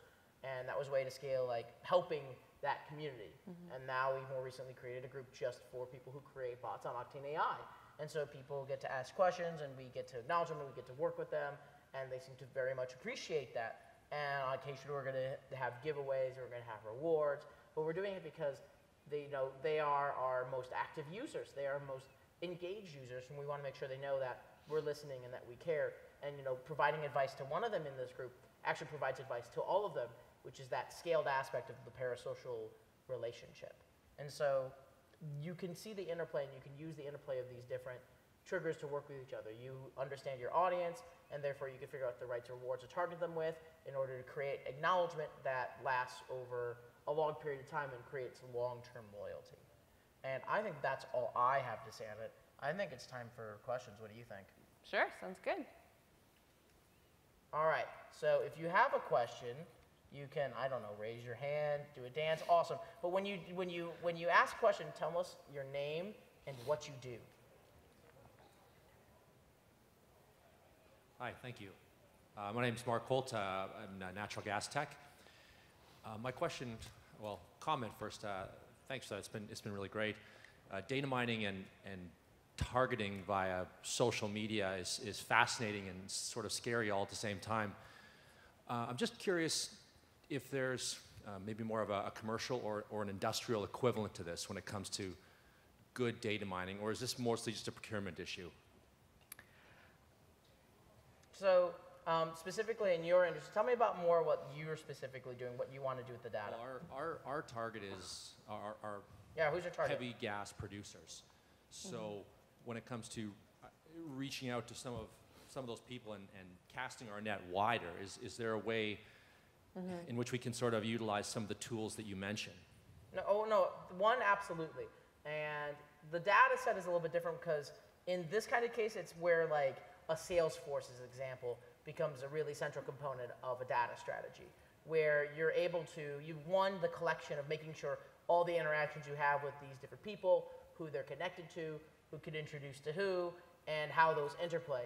And that data is more valuable when you're talking about, I feel like in a business like that, when you're trying to figure out which producers and that more a business-to-business style relationship versus, say, a business-to-consumer relationship. The whole point here is you're collecting data on your target market, whether it is 5 major brands and the decision makers behind them, or 50 million people who use your product, and you're utilizing that to figure out the best way in which to target them. The rewards are different. The rewards for trying to woo 5 major clients for an enterprise company or a couple hundred production companies, it might be more like fancy dinners, and understanding that, you know, the 20% of them are actually vegan for some reason, and so therefore it's not good to take them to this restaurant. There's a lot of ways, and you just have to have a way to record the data in a central database. I mean, Salesforce is the gold standard of that is the gold standard for collecting it, as long as you continually collect it and you continually put it into your system. I don't know if that answers the question, but that's like one way I think about it. I would add a couple things to that. On the B2B side, you know, taking it further from what Ben was saying, it's about identifying those people who are the decision makers within these organizations, and a few wins create big wins versus in the B2C space where it's really much more a numbers game. There are a few tools out there, so in relation to, say, like Salesforce, they have different services called like data.com, so you can essentially buy contacts in the space. You can also use LinkedIn targeting, so if you want to take a social media strategy, you can go in and target by company, you can go in and target by job function, industry, etc. And you can essentially do a similar thing that you would do on Facebook. It's a lot more expensive per touch, but you can have some engagement there. The thing to sort of keep in mind as Canadians, unfortunately, we don't have a lot of access to data compared to our American friends. It's much more like closed up here. And us selfish Americans. Wow. One of the things that I would say to always keep in mind is, especially when you're doing outreach and you're trying to drive them into your website, I see so often people go and dump a bunch of money and dump a bunch of effort on like a trade show or a list or all these kinds of things, and they drive them to this website and they forget about conversion. So web traffic is only as good as web traffic can be. That won't really get you money unless you have an e-com platform. You need them to convert, become a sales lead, collect the information to be able to know, is this person someone that I should put my sales team on? So again, it goes back to that form creation. And so how are you going to evaluate who's good and who's not? Put that in there and then come up with a strategy to drive it to sales, because then otherwise you're going to have a large marketing expense that's just going to fall flat and you're not going to be able to drive the revenue. So see it from end to end and look at what's available for Canadian businesses. One last, and it depends, like Mixpanel has, and there's a couple other programs that have like the funnel system where you can see like, although the 1,000 people who hit your website this month, only 300 click through to the like contact email form or form to the next step. And having that kind of data, even with no matter what kind of business, you'll be able to figure out that, oh, if I change a language, if I A/B test the language, or have a different like funnel to getting people to what I want them to do, whether it's signing up for a website or contacting you or filling out a form or sending you a payment, you will be able to increase that conversion, but you won't be able to do it if you don't have that data in the first place. And so like your basics are like Google Analytics and that for at least online, but there's things like Mixpanels and just in general creating funnels, whether it's through a technology or whether that's just, you know, on a piece of paper, and knowing what that funnel is and knowing where people drop off in the funnel. Great ideas, thank you. Awesome, all right. who has another question? All right, awesome. And then there's one back there, and so, you know. And don't forget name and what you do. Hello, my name is Simon. I do website design. And my question is about how do you get around somebody not wanting to feel like they're being tracked and marketed to? Do you have any suggestions around making that a subtle process? I know certain demographics really don't like that feeling of people collecting information about them and having that, you know, be used to sell them stuff. I'll go first on that one. It really comes down to framing and value. People will give you things and they won't feel like you're being creepy and they won't care that you're tracking them as long as you're having a meaningful relationship with them. If you're just going and taking their information and being a creepy monster, you know, yeah, I don't want you there. But if I'm having a value-based relationship with you and when I come to your website, I get something from that experience, and when I talk to you, you're not just a pushy salesman, but you seem to actually care about me and you acknowledge me in some way, it becomes a relationship and those walls break down. And I also feel that a lot of the time, there's a lot of hesitation corporately, whether it's because of governance or leadership or whatever it is, that's this huge hindrance that everybody's scared of. It's like, well, we shouldn't cookie the website because it'll make people upset. And yes, I'd say 10 years ago, people would be like, what the hell is that? But now we're in an environment where content is king, customers in control, and if you are a positive piece of that research process, it won't be an aversion for them. And sometimes you just have to like push through and get it done, and then the people that are nervous at the top sort of get over it a bit. So sometimes you have to just sort of keep going despite, you know, the naysayers in the background. I would add open communication and just being clear with your, like, you're signing up. This, like, when, like, Facebook does actually a good job of saying, like, when you're Facebook connecting, this is the information you're giving this website, and being clear, like, this is the information that we're collecting, whether and not just like burying it in the like last paragraph of your of your sign up agreement, but like actually communicating, like, you know, we're collecting this data so that we can provide a more personalized experience or to provide you with better recommendations, and providing opt-outs, of course, too. Opt-outs to the emails, opt-outs to other certain things. I think that is a good thing, and you'll find that offering that, less people will want to opt out because they at least know that you are thinking about their privacy, and yet you are acknowledging the fact that, you know, nobody actually wants to be, not everybody wants to be tracked all the time. So open communication, I think, is a big thing. Yeah. All right, I see In the back right there. Hugh McClelland, I do economic development for the city of Penticton.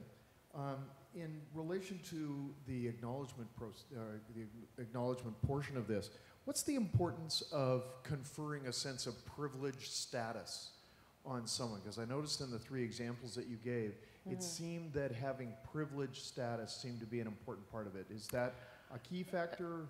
Those are just personal examples. I guess that's what drives me. Not necessarily. Acknowledgement can be something a lot less audacious. I was saying to Ben when we had breakfast this morning, one time I bought a Volkswagen, and by the time I got home with it, they had delivered flowers to my door. And I didn't expect it, so it's an unexpected reward. But it also acknowledged me. It acknowledged that they valued what I had done, and it built a relationship with them. And that was probably 6 cars ago, and I still remember it. I remember what the flowers looked like. And from a brand perspective and from building a relationship, you just have to know your audience. What do they care about? As a traveler on an airplane, and I hate my life, they're just trying to make me find a holy light in that. But sending flowers to someone who just bought their first car is something that sticks with you forever, and that's something that is positive. I would add that it's not about status as much as it is making you or making your audience feel special in some way. And status is one way to make people feel special, but there are lots of other ways, like the unexpected gift that Kelsey got, or just getting that note from somebody or your employer or whatever being like, you did a great job today. without like asking for it. And so, like little things, it's little things that you make your audience or your friends or your customers or your colleagues or your subordinates, just like the little things that make them feel a little more special, that you're thinking about them in some way, in an unexpected way that wasn't prompted, will always go over well. And it greatly adds up over time. And like it's all those little things, even just like writing the happy birthday note on Facebook and doing things like that will build relationships and will build acknowledgement and will not just build better business relationships in context, but we'll build better friendships over time. It's just I think it just makes relationships better. All right, I think we have time for 1 to 2 more. Yeah. So we have a volunteer for the we have a tribute, I should say, for the Hunger Games. Oh, no. What is your name, tribute? Tribute over here is named Miranda. And what district are you from? I'm from the Dojo district, dojo.co, D-O-J-O. Good job. Nice pull in there. So I'm a co-founder and really curious and finding this session extremely helpful. What we do is we're a platform that allows for parents to automatically track transfer allowances and have control features for their children's spending in an increasingly cashless world. And what we're finding is that we also allow the child to have a prepaid visa so that they can spend on iTunes and Amazon and things rather than running to you for the password to your iTunes and asking you for your credit card. And so my question is twofold. Number one, when we're trying to drive a brand that is appealing to both the child to want to engage and the parent to want to have that ease of use to be able to transfer the money and do a lot of money insights within the app, how do we sort of advertise and use our dollars in a smart way to the two demographics? Because communicating to a teen or a child, because our demographics is between 6 to 18 years old, is very different from a parent. Yeah. And then number two is, as we're, maybe just the first question would be great first. Oh yeah, a lot to unpack there. Yeah. But I want to just say, I probably even pitched somewhere at like literally around 7,000 companies in my time as a journalist and as a VC, and I've not heard that idea before. And I'm not a parent, but I like that idea. Oh. I don't know how big of a business it is, but it clearly like there's a clear need for it. So that's like that's like a high praise for me, by the way. That's like that's a high praise. So that's a good idea. I've not heard that one before, and wow. When I'm a parent on the panel too. Step one, get kids. Kidnap kids. Oh, these are my children. So there was a lot to unpack there. Look, those are two different target.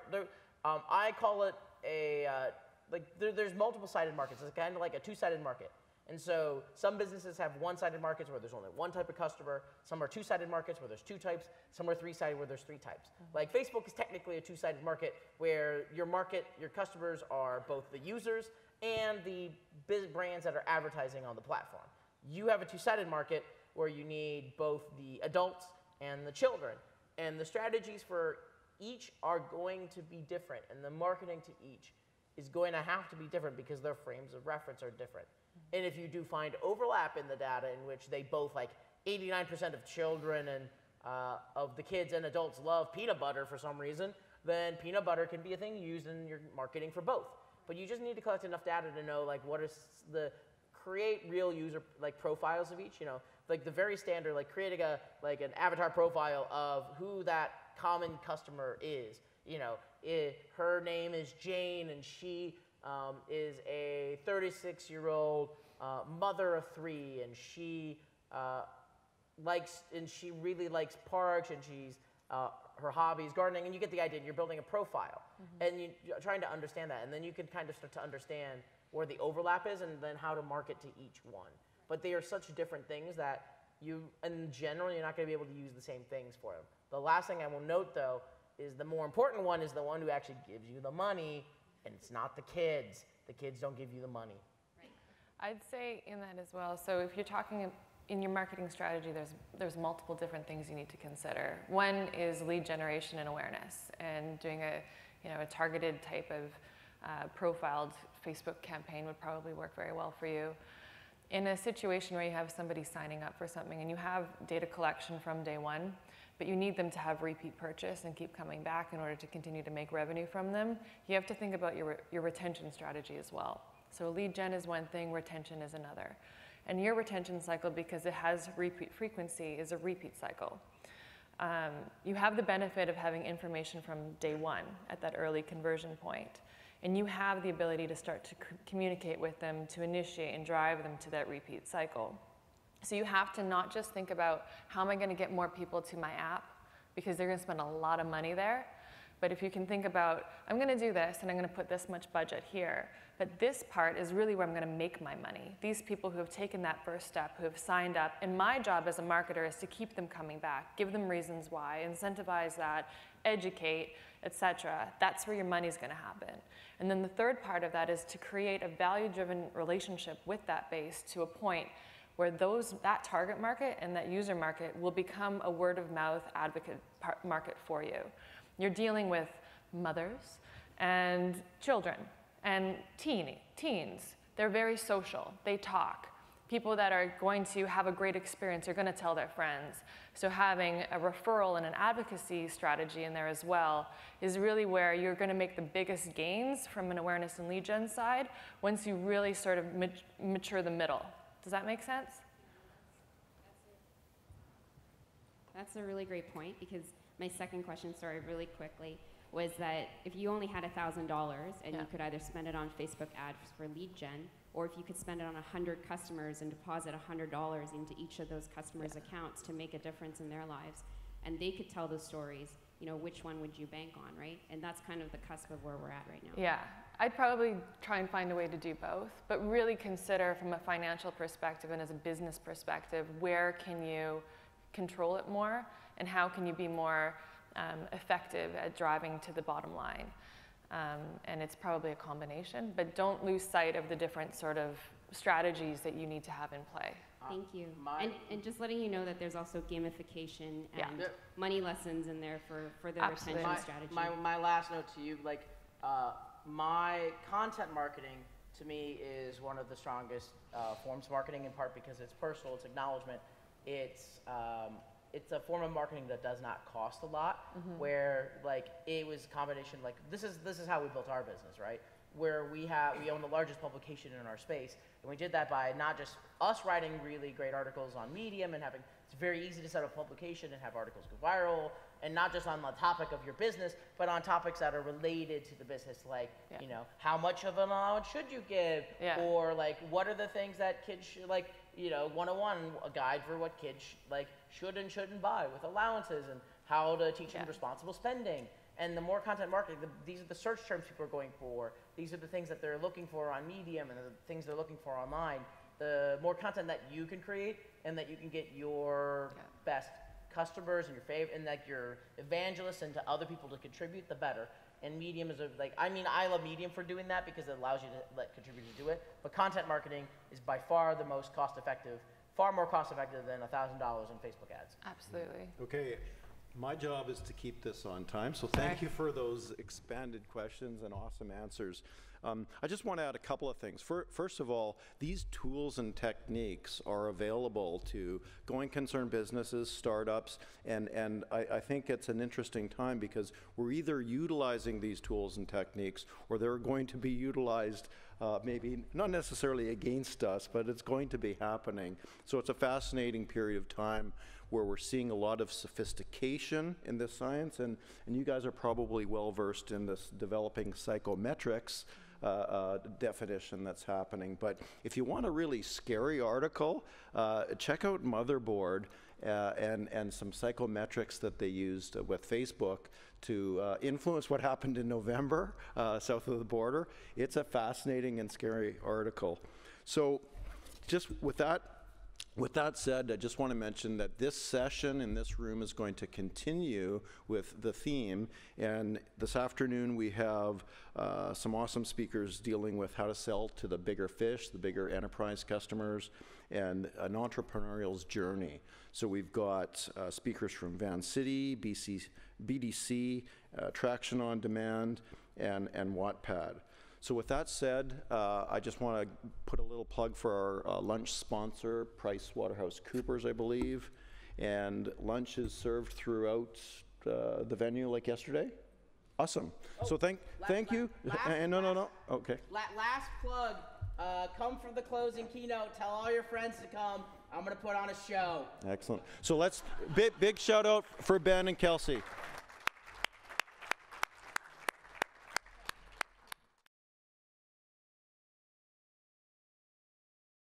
Welcome to the afternoon session of the Intrapreneur stream. I'm Rose Hoeher, Intrapreneur Director with KAST, the Kootenai Association for Science and Technology in beautiful Rosanne, BC. It is my pleasure to be your host for this track this afternoon. Our focus this afternoon is on entrepreneurs and intrapreneurs. This particular track of content was created with the startup in mind.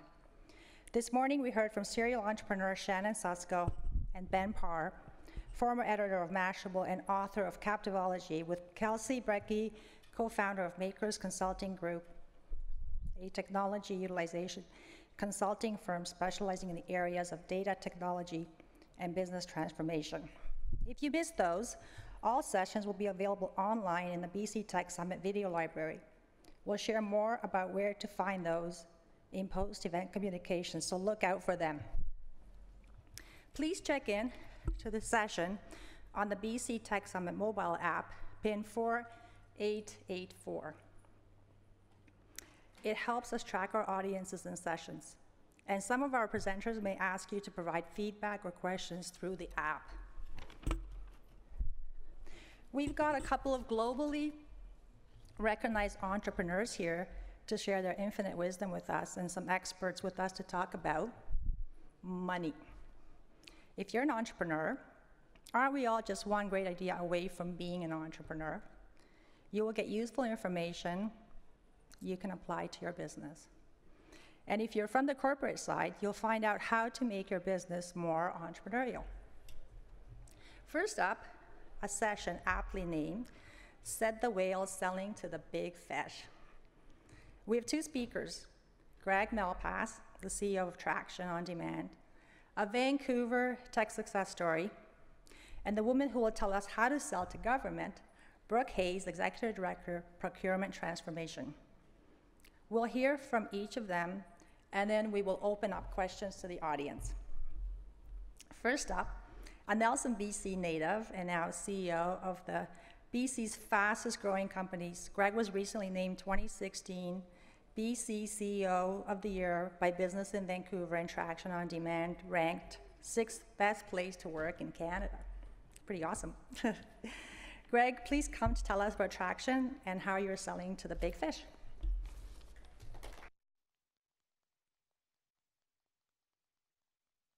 All right, so hopefully you guys can hear me. I'm excited to be here because I'm really excited to talk about really the journey that we've been through and how we've learned how to best interact with large, small organizations and how to scale. So let's see, hopefully, TikTok guys. Oh, there it is. Sorry. There you go. So here's what my overall agenda. I'm going to talk a little bit about what we do. So I'm not just a talking stick, talking about a bunch of advice that nobody has any context on. We'll talk about who we do it for, talk about the current state of the business, and really talk about a little bit of our journey thus far, because this is all School of Hard Knocks. Then we'll get into our 5-year plan, and I'll share, let's say, well, it's 5+1, the 6 most important things that I've learned so far in actually selling large enterprise deals. So what do we do? Traction is ranked as the #1 Salesforce.com consulting partner in Canada. We're kind of a top 3, top 4 within North America, and we're all born actually just here. We do business process analysis, help understand kind of how organizations essentially do what they need to do. technology consulting and figuring out what tools and technology they need to solve or resolve their problems to simplify their process, development, implementation of the technology and tools, data migration, and of course enablement, helping those organizations actually freely run with that technology so they can succeed. And we've done it for a lot of organizations. To date, Traction's worked with over 1,300 different companies. And if you look at our logo slide, you'll see it's actually some of the most impressive and innovative companies in the world. And we're not talking about small scale projects. We're talking about millions of dollars of programs and projects that have been executed from the people right here in BC. More specifically, we've done a little over 650,000 hours of work. We've done 4,000 projects collectively, and done this now, it's 10 years. Today, Traction's 300 people, and we added 41 in just the last quarter. So we're growing very quickly. And as mentioned earlier, we've had the privilege of being recognized by some great different sources as not only being a great place to work, a fast-growing organization, but we've just recently also been acknowledged as the best managed company. The philosophy behind our business, though, is really, when I set out to build Traction, it wasn't about building a large enterprise, building a fast-scaling company. It was actually just taking a step back and wanting just to do great work, have fun, and make money in the process. And so what you'll see is our growth curve, which started in 2006. There was but one person at Traction On Demand, and it's right here. It wasn't until January of 2010 that Campages decided that they wanted to roll out a 550 user implementation of Salesforce and selected this amazing company called Traction On Demand to do it. At that point, I brought on one developer on a short-term contract with no commitment for future employment to try to resolve this company's problems. And as you can see, it wasn't just one, it cascaded. I'm really proud of what we've accomplished thus far because we've actually done this with no investors and no debt. So we've actually been able to build and scale a business that's grown no less than 60% in any year, free of outside influence. And that's allowed us to really do it what we feel is the right way. As we look forward, the plan for Traction is to eclipse 1,000 people by 2022. And this is a very weird number for someone who set their path out just to work alone, have fun, do great work, make money. And so here we are with our sights on $250 million in revenue and over 1,000 employees. And these are born and bred, net new jobs, all in BC, that will be actually focused on all technology and innovation. And so how are we going to get there? The topic today is how to sell large deals.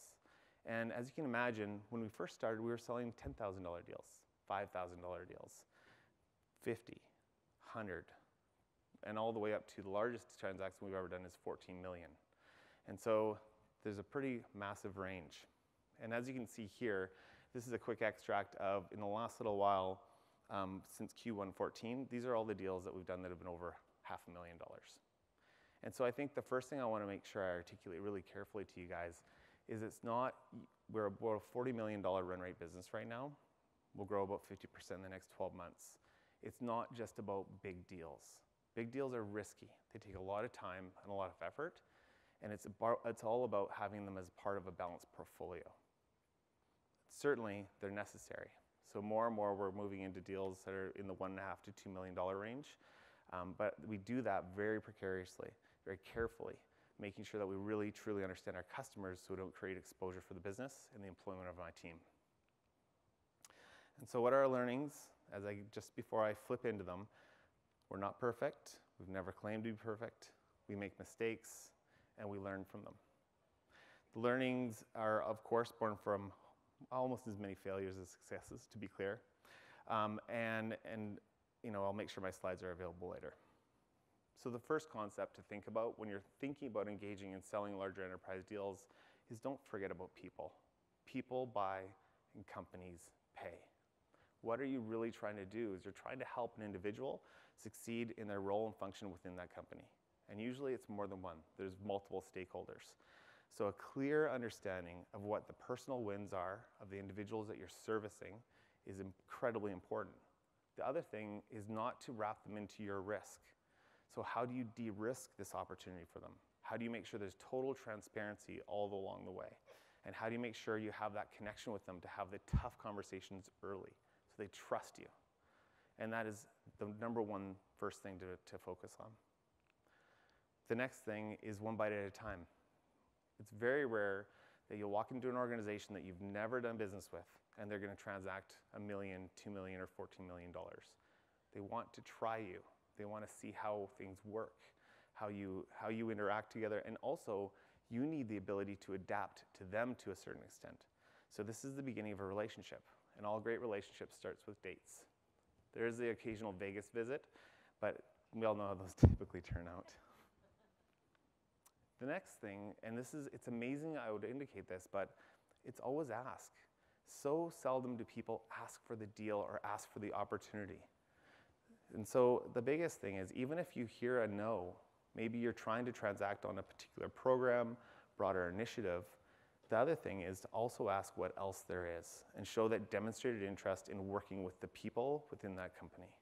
And so it's just ask, be open, transparent, and really these are all opportunities for you to show alignment of your culture and the culture of the organizations that you're looking to service.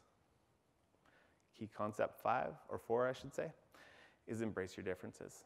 So often we get into competitive situations and we start looking at who we're up against. And we start molding to them, but not to the organization that we're actually looking to serve. One of the most important things I've learned in my journey is traction is a little bit off the cuff. We're not necessarily as buttoned up of an organization as many of our competitors. And actually that is a refreshing difference for our customers. And so we'll say it like it is, and we'll be who we are when we're engaging with those organizations. And when we're crossing people with beautiful, lavish suits at the thresholds of the offices and having the firm handshakes as we both bid each other good luck, we actually invite the fact that we're different, and we're very open about it. So this is also, remember, it's a two-sided situation. You want them to both get a real sense of what you are and what the engagement will look like with you. And you're also looking to make sure your customers are the type of organizations and people that want to work with people like you. Next is be predictable. It's so often that I see situations where reps will start engaging with a customer and then they might lose engagement, or they might not follow through with a quick follow-up, a quick email, scheduling of an appointment. Every single interaction you have with the organizations that you're hoping to sell to are a representation, either positive or negative. Either you're demonstrating that you will follow through and you'll meet every commitment that you have with that organization, or you'll demonstrate exactly the opposite. And these are all indicators. They're also very good indicators for the buyers in terms of whether or not you're going to be the ones that they truly want to engage. And the last thing is never do anything for free. We're all good Canadian kids. We want to help people out. We want to invite them to try our services and give us a shot. But all we're doing is devaluing our services up front. Not only that, not only are we devaluing our services, we're immediately changing the whole contract, the whole economic comparison between these two organizations. What's also important, we learned this lesson actually in servicing nonprofits. We used to do free philanthropic services, so providing capacity grants for nonprofits. When we did them for free, they would cost us tens of thousands of dollars, actually in the ordinance of some over $100,000 of free services to get these organizations up and running. When they had to pay, we would be able to do it within probably $5,000 to $10,000 because they took it seriously, because there was a financial commitment and it required a procurement and there was an accountability built internally. And that's it. So I'm going to pass it along and we'll go from there. Thanks.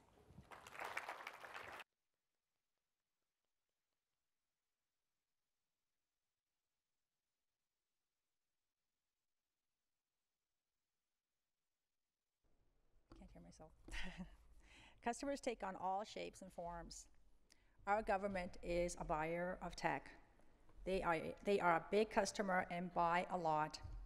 Here to talk about how BC tech companies can access these opportunities and land government as a customer is Brooke Hayes.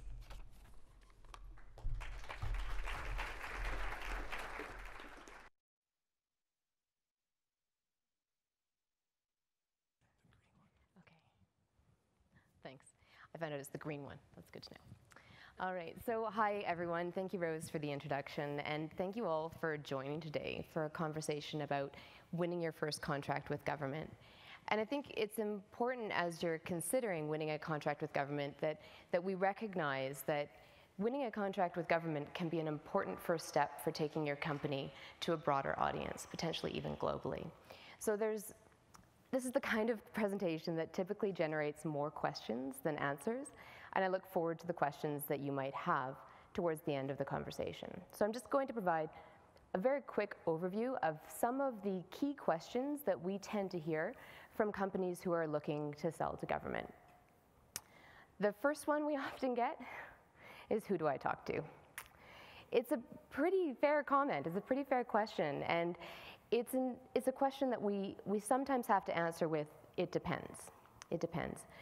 Government is a big organization, we have 26,000 employees or so, and so our needs are very diverse. So it's important to answer a couple of questions that I might ask you if you ask me, who do I talk to?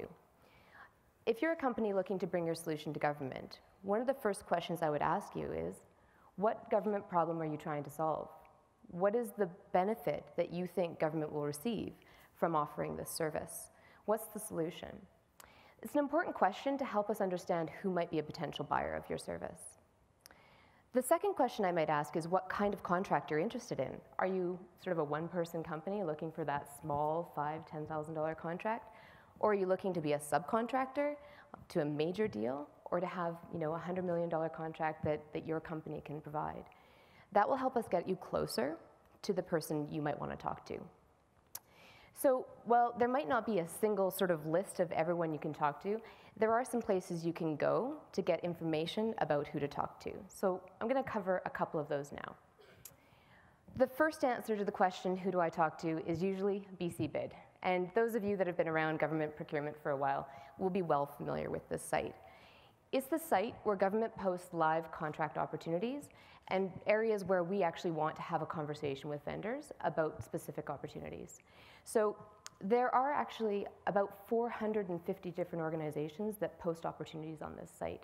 That includes what we call core government or ministries, but also the broader public sector. So that includes health authorities, municipalities, crown corporations, agencies, boards, and commissions. So there are a lot of organizations posting opportunities, in the order of about 9,400 of them annually. So there are a lot of opportunities here for you to take a look at, and there are contact details for each one of them. What you might not know about BCBid is that it also includes contract award summaries. So for ministries, every time they post something on BCBid, they go in at the end of that process to say who won the contract, for how much, and what the term was. So this is a great piece of information for you, not just to understand who potential buyers might be, but also who your potential partners might be. Who are those companies who are already engaging with government that you can go and talk to about how you might work together to solve a government problem? They also have a great help desk, and they can help you at the help desk there to get signed up for email notifications, so you can identify which specific kinds of opportunities you're interested in learning about, and they will send you emails specifically around those kinds of opportunities. So you'll have an opportunity there to learn a lot about all of the different things government wants to buy. If you don't find what you're looking for there, the next place I would direct you is to BCBid Resources. And I'm really happy to show you this site today, because the content on the right-hand side, the BCBid Resources for Vendors, is content that was just launched this Monday. And I'm just going to point out that the primary author of both of these sort of main pieces of information is actually here in the audience, Liz Bush, if you want to wave your, yeah, thank you. So Liz is one of government's foremost procurement experts, and if you have any procurement questions at all about how government gets to contract on specific opportunities, Liz is someone that you might want to follow up with after the session. So BCBid Resources is a website that is meant to demystify the procurement process. And for those of you not familiar with what procurement is, it's really just the process of getting to contract. The kinds of information that you can find here include an overview of what procurement is and what the process looks like. There's information about writing a successful submission, tips and tricks for writing your first one. There's information there about getting feedback on your proposals. There are video tutorials to help you through the technology, and there's information on how to basically submit feedback to us if you have complaints about the process. So there's a lot of information, a lot of really valuable resources here. And if you're looking to do business with government for the first time, this is a really important site to familiarize yourself with the government process and the tools that are available. One of the specific pieces of information I wanted to draw your attention to is a 3-year opportunity outlook. So BCBid is where live opportunities are posted, but if I can run the risk of providing something that almost sounds like advice, it would be to get in front of the competitive process as much as you can. And this document is updated quarterly, and it outlines all the things that government might buy over the next 3 years. So what this provides you with an opportunity to do is to understand, who the contact is, and to go out and reach out to them and ask them questions about what they're considering, what solutions they're considering, and use it as an opportunity to talk to them about the solutions that you offer and how they might be different from what we've done in the past. So this is a really great resource for you to take a look at if you're not sure what government buys and you're interested in learning a little bit more about that. Just in terms of order of magnitude, I thought I'd pause here just to share with you that government spends about $6.6 billion a year through procurement, through contracts. It's a significant expenditure, and we buy everything from what you see on the screen here. There's some interesting stuff. There's armored car services. There's that. There's about $1.5 billion annually in construction, roads and bridges, maintenance, engineering services. There's everything from children and family daycare providers all the way through to moose tracking in the interior. There's just so many different opportunities. And so just to give you that sort of order of magnitude that we have a very diverse set of needs. So one of the things that I sometimes hear is, why is it so complicated? Are you doing anything to make it easier to sell to government? And we're certainly working on a number of fronts to help make that happen. The Premier yesterday made an announcement of an Innovative Ideas Fund, which is a new way for us to create some demand for innovative solutions that government might not have tried before. We also want to pair that with the concierge service, which is outlined in the BCTECH strategy, which will be a place where you can actually have a single point of contact. You don't have to navigate us. You can call the concierge, and they will help get you to a government buyer. We want to use the concierge to uncover what are those opportunities within government where we're looking for innovative solutions, and provide a place for you to bring an innovative solution that we haven't thought of before, and then do some matchmaking. So that will be an important service that we hope to launch soon. We're also trying some new things, so there are some kind of co-development type of opportunities that we're introducing as concepts.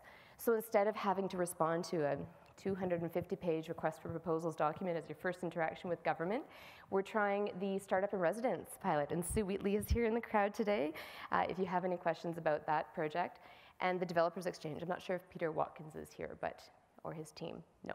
So there are some interesting things that we're trying that are a little bit different, and we recognize that we don't always know what the marketplace has to offer when we go to market, and so we hope to find ways to invite you to a conversation to help us solve government problems. We're also doing things like the 2-page RFP, and there are B2B meetings happening here today. So there are government buyers who are actually meeting with tech companies like yourselves to figure out what it is that you offer and think about how we can do things differently in the future. So in closing, as you prepare to bid, I strongly encourage you to take a look at the resources that I've outlined, the BCBid, and find out what are the live opportunities available to you. BCBid resources to understand the process overall. And if you can't find what you're looking for there, please contact my team, Procurement Transformation, particularly around BCBid resources. We've just launched that site, and it may not answer all your questions. So if you have other questions, if we haven't answered them, please let us know, and we'll get you in touch and try and provide that information for you. Thank you.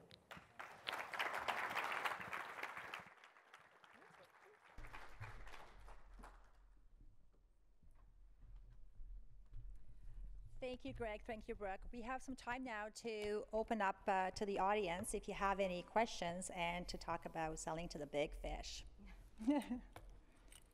Go ahead. Oh, is there? Yeah, right. Thank you. Thanks. Hi there. Thank you. Just a quick question for Brooke, and thanks for this. Are there similar procurement sites for other provinces as well as federally? Yes. Happy to answer the question. Yes. So there are definitely other sites for other provinces. Under our trade agreements nationally and sort of more regionally, there are requirements for public sector organizations to post opportunities publicly for competition, to meet requirements for fair, open, and transparent procurement. So, for example, in Alberta, there's the Alberta Purchasing Connection, and in Saskatchewan, there's Sask Tenders. These are similar portals to BC Bid, and the federal government has buyandsell.gc.ca, although they're in the process as well of looking at replacing that technology. Okay, Yeah. one more quick thing. Sure. And are the requirements for provincial procurement largely limited to companies that operate within that provincial jurisdiction, I guess? So I think that the nature of the question is, how broadly do we need to compete? Is that sort of? Yes. Yes. So it's, again, mostly based on trade agreement requirements there, but essentially any goods over $5,000, any services over $75,000, and any construction over $100,000 is required to be competed openly. So we have to request responses from the marketplace to help us solve those questions and answer those problems and bring forward a solution that has value for money, that provides value across multiple criteria. Does that sort of? Awesome. Thank you. Thanks.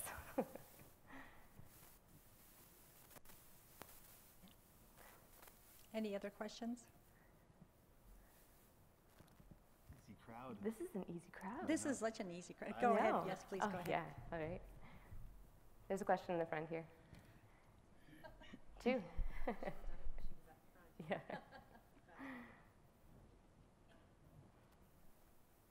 So I guess dovetailing on the question that was just asked, would a vendor expect to see all opportunities, contract opportunities in government posted on the BC Bid website? That's a great question. So I think that one's another one probably for me. Yeah, Sorry. that's for you. Yeah. I have the same question. It's a good question. So absolutely not. There are a ton of opportunities that do not appear on BC Bid. And so this is where the who do I talk to becomes a really important question, particularly for those under threshold opportunities. So if it's a service under 75,000, government might call 3 different companies to get quotes. So if they don't know about you, they don't know to contact you for that quote, it's going to be hard for them to understand the value you can provide. So building a network, understanding who is buying what in government is a really, if I, again, could border on providing advice, go out there, find out who your potential buyers are so that you can have that relationship with them when they have that need that comes up. Thanks, Audra. Thank you. Yeah, go ahead. I'm just wondering. Oh, that's just, you're right. Go ahead. Okay, so my question, you said that you've grown your business and you've taken on no outside debt or had investors. So congratulations. Yeah. So I'd like, full disclosure, I am a banker. So what was your, did you consider financing along the way, or, what was your journey like? Yeah, so let's see. So the way it worked was the first 4 years was essentially saving money. So just solo consultant, very low cost. And then it was because we're in the services business, we were always cash flowing, right? So whatever work we would do, we would charge a customer, they'd pay us fairly, and then we'd go on and do more and more work and create more jobs as we went through that cycle. We're now at a really interesting flex where today, actually in the last year, Traction's launched 3 software companies, and we're fully bootstrapping those independently as well. And so, because we've amassed enough of a bank to be able to fund them. But who knows what will be ahead. Different businesses, of course, have different appetites for financing and different needs. But the one thing I would kind of advocate for is so often we're seeing technology being developed, and then the technology entrepreneurs are basically running around with a hammer looking for a nail, right? And I don't think enough energy is being invested into what problem are we really trying to solve, which is a very similar kind of situation to understand really what the government's needs are. So I think there's a balance there, right? And I would imagine bankers and investors want to make sure that if there is a requirement for capital, that it's going to be well focused on a meaningful market opportunity. But even on the software companies that we've launched one, and we actually collected $1 million from 4 customers that are now founding partners of a platform. We'll roll that full production product out in August, and we actually have a lineup of customers. So that one is already pre-cash flowing. And so the sell to those customers was, look, we're going to build this platform. It's going to solve your need to basically deliver community center services. And you will be a founding partner, meaning you have perpetual access to the technology. And as more customers come on, it'll innovate, and you'll be part of that. And so that sufficed as basically they were excited about that too. So. And can I ask, how long was that in the planning? Like these 3 businesses that you started? Yeah, so they're born because of the volume of projects that we've done. We've done a little over, like I was saying, almost 4,000 projects. If you look actually in the Forbes most innovative company list, half of those companies are traction customers. So one thing we've done is we've always said, look, we're going to bring a ton of intellectual property to the table. It's going to allow you to get what you need to get done cheaper and faster. But that means we're going to take the IP away. And you'll have perpetual access and license to it, but we actually own the IP. So what happens is, because of this volume of projects we're cycling through, we see these repeating patterns, and eventually we decide, okay, look, we've done enough of these projects, we know the market, we've already worked with customers and sold this as a service, let's productize. And so that's become a little bit of our internal incubator. And so that now employs 45 people in its first year. Thank you. If I can just take the opportunity to put a plug in for the Startup in Residence program that is a very similar model to what you've just described, where we're inviting startups to come in to government to help us solve real world problems, giving those companies access to the intellectual property that comes out of that for future commercialization, but giving the province access to retain and use that technology over time. So it's a really innovative way of working together with startups who have solutions and great people to come in and help us solve problems, and then actually allow those companies to go forward and take advantage of what they've created. Yeah, that's a great model. It's awesome. Yeah. My question is for Greg, and I understand the company you started since 2016, but it's 10 years now, and you grew the company. Now you have 260 employees? 300 today, yes. I was wondering if you don't mind sharing, how did you grow your headcounts, and what are some of the strategies you use in terms of the HR and recruiting? Yeah, oh gosh, that's a great question. So there's a couple things. One was, what we do is we apply technology to business problems to help speed them up. That would be the really simplest way of explaining it. So one thing we did very early on is we started looking at actually how we're actually recruiting people and saying, God, this is a broken system. You know, people are applying for these jobs, we're collecting these paper resumes. What if we built a system that just handled intake of applicants and a whole job processing system, and then overlaid a marketing automation system that actually would gauge their interest, and then a common benchmarking standard. So every single person that's ever applied for a job, well, actually I shouldn't say ever, in the last 6 years, anyone that's applied for a job, we have all that original information. And we know every job they've ever applied for, and we actually have text analytics on every word that's in every resume. And so we actually have a resume bank of our own of around 7,000 people that to date have applied for a job. The other side of things was we're not really much of a chest-beating marketing company. So we've always been very focused on, hey, let's just do great work. Let's kind of do, you know, and let the work kind of deliver on itself. So our business development cycle is based on this thing called what we call Friends of Traction. So we keep track of every person that's ever transacted with us or we've worked with, and we actually make sure they're up to speed on what's going on. And so we have a whole bunch of fans out there that are actually referring candidates to us. The last thing was, I think it was really important to get a little bit of the external acknowledgement. So Best Managed, Prof 500, Deloitte Fast 50, just a little bit more out in the media. So we did put some energy into just making sure we increased our profile from that perspective. And really, from a job seeker perspective, position ourselves as a company that's really invested on building, let's just build a great company. And so the promise to the team is that we're not going to sell the company. You know, we want to build a long-lasting anchor, and we also see ourselves more as becoming a community of companies. So it doesn't have to be one big one, and actually it doesn't have to do Salesforce.com consulting services. So we've really anchored a lot of our effort just around, like, can we truly be a people-first company? And we actually, even now, there will be a product rolling out probably in the next 6 months where we actually now have analytics to understand not only what our team loves, but actually what they're good at, and when they're learning or syndicating. So the neat thing is we actually have a clear understanding of the inventory of interest within our business. So there's a whole bunch of stuff that layers on. That's amazing. I know a few people working at Traction on Demand. They love the company, so great job. You mentioned about the referral, internal employees. Do you have any incentives for them to do that? How do you get them to refer their friends and family? I'm just curious. That's a great point. So the first thing is try to create a good working environment that they enjoy. And then the second is basically we, even in our process, the last step we go through is what we call a culture interview. And the culture interview is a really important step because it does a couple things. Number one, it pushes the responsibility of who joins onto the team. So they can make, and the one question we ask them for is don't evaluate this person's skills, whether or not you think they're going to be a good job. Is this someone you would like to get to know better? And that open statement has really been a huge piece of bringing, let's say, the right group of people together, and tremendously diverse group of people too. Not necessarily, it's not like you go to a house party and see everyone that works at Traction in one place. There's tremendous diversity within the workforce. The other thing though is we do a financial incentive. We will pay someone $500 at the point of once someone gets to a certain stage in the process, and then $1,000 once they've been with us for 3 months. And we'll also pay people to leave within 3 months. So we'll pay them, we copied that one from Zappos, so I don't take any credit.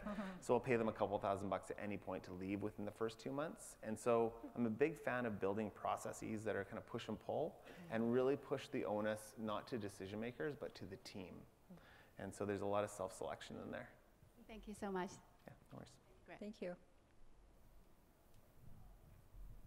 Go ahead. Oh, just 1 second. The mic is coming to you. I wanted to ask a question for Greg. You've been giving good advices to entrepreneurs, but like I wanted to ask, do you have any advices for intrapreneurs? So the group of people who stay in the corporate who want to make the change, but you know, at the corporate there's a lot of decision makers, there's a lot of process, right? How do we actually improve to work better with you guys? Oh, what a great question. So I think the first thing to say is basically entrepreneurs are crazy. They're crazy. Let's just call it, they have a weird risk tolerance, right? And there's something quirky enough to some weird virtual belief that kind of draws, let's say, a group of people to make sure, you know, naively believe that they could do something. But I think entrepreneurship is actually the future of the economy. And what entrepreneurship is this is basically creating an environment where people will bring their best ideas and thinking. And it doesn't necessarily mean that you're going to be the person that's going to lead the idea to its ultimate finishing point. But it means that it was your idea, you're credited for it, and you get to actually see it be realized. And I think the one thing is for anyone who is owning, running, operating a business and know they have people that are creative and have that ability to see through some of the noise, it would be to reserve a reasonable amount of time for them to actually bring that forward. And we've been working diligently on a process to kind of almost celebrate these gates, almost a little bit of a mini, almost Shark Tank of ideas, per se, within Traction, where it has a bunch of gates. We try to make it very predictable, and we also apply all the things to each of these businesses that we know we have that are very difficult to create.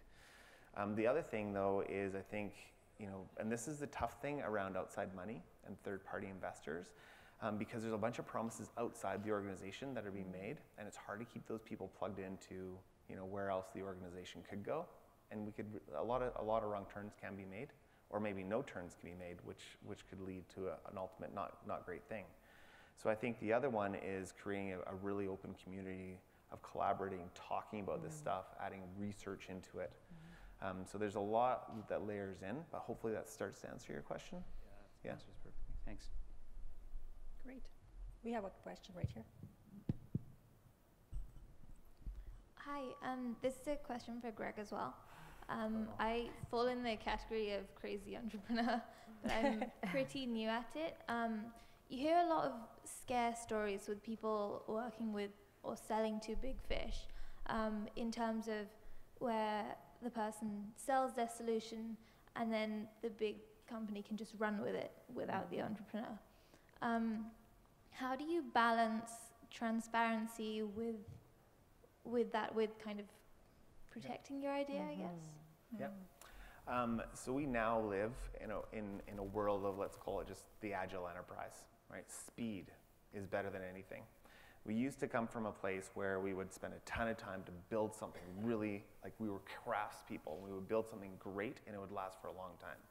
That's no longer the case. Now we're in this speed wins. And what's interesting is what got you to your idea will get you to your next idea and your next evolution. So anyone who has a great idea and they're thinking, gosh, like how do I, should I be worried about sharing this or anything else? That usually is my advice is absolutely go for it and share it and just run like the wind, because people can only copy what they know. They can't copy innovation. And so if you are an innovator and you have an idea that got you that far ahead, you'll have more and you'll evolve it. And chances are what's actually been created encapsulates maybe 20% of what could be. The other side of it is find customers that have a shared belief. They see a bigger picture that you align to. And so when it came to the community center and rec center platform, we actually found that Jewish community centers were highly innovative community centers with resources that really wanted to move. And what's now happening is the Ys are starting to line up, as well as even actually municipal community centers. And we're off to the races. So it's speed wins. Speed wins everything. Thank you. Great, there's a question here. Right over here, Sandra.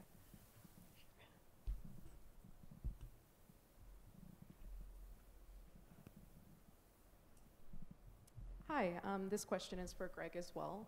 I thought it was a really good takeaway that you explained how it's so important in today's environment to look at the key challenges your customers are facing, and from there coming up with solutions versus the opposite.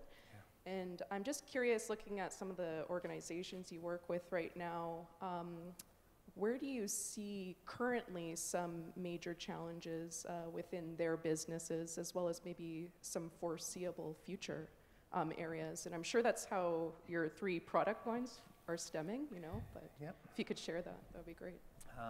Okay, so let's see.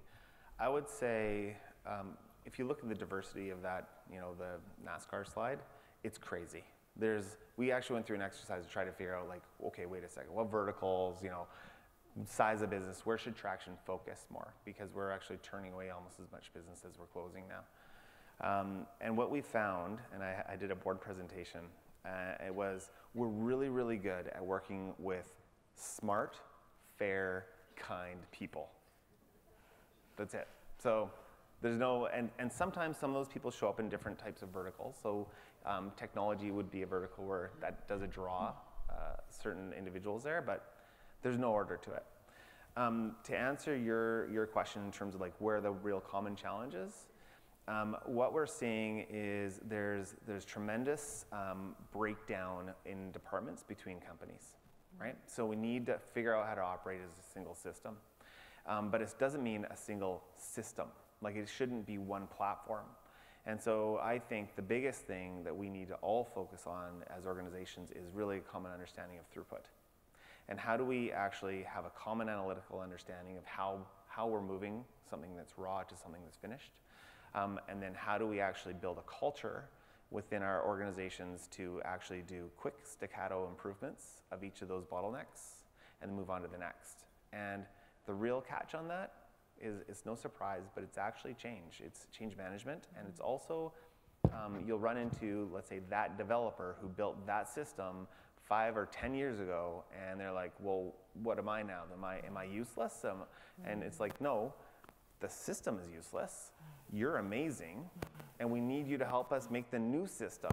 And I think that the biggest thing we need to do is really kind of help businesses be okay to say, look, we're going to build this, we're going to fix this problem, and then we might come back in a year and fix it again.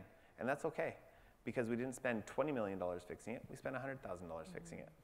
And so I think that's a big part of this. Is that okay? Yeah. It was an excellent response. Thank you so much. Welcome. There's one right there.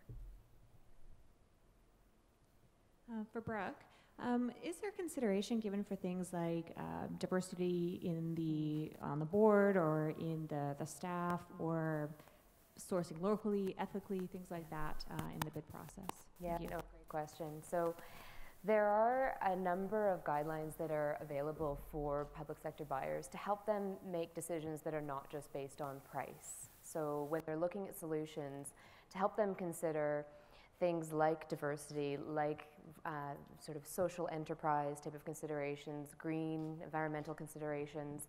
But really, that kind of consideration happens on a project-by-project basis. So what my suggestion is, if you see an opportunity that you think could use some diversity in its evaluation is, particularly if it's posted on BC Bid, is to ask some questions about that, if they can include those kind of criteria, if that's part of what their thinking is, or even better, if you can get in front of the process and talk to the buyer and understand what their needs are. So there are some public guidelines. They are on BC Bid Resources, the site I mentioned before, and they're constantly evolving depending as the needs of ministries grow. So there are definitely some resources out there. Excellent, thank you. Yeah. Great. We have time for about 1 or 2 more questions. Great. Oh, there's one there. Oh, okay, thank you. Yeah. Where'd she go? Oh. Thank you. It's a question for Brooke. So I work for a Crown Corporation, and we're always trying to look at ways to be more innovative to our customers. Yeah. How do you think government in general can be more innovative to the citizenry of British Columbia? Sure, yeah. So my title is Executive Director of Procurement Transformation, which means changing the way government buys things. And I would say that one of the ways that we've been most successful, the areas where we've made change most successful, is where we've put users at the center of what we're doing. And so an example of that is when we introduced the 2-page request for proposals document. That was a commitment that came to us that was not one that we came up with ourselves. And so it was unclear how we would accomplish something like that.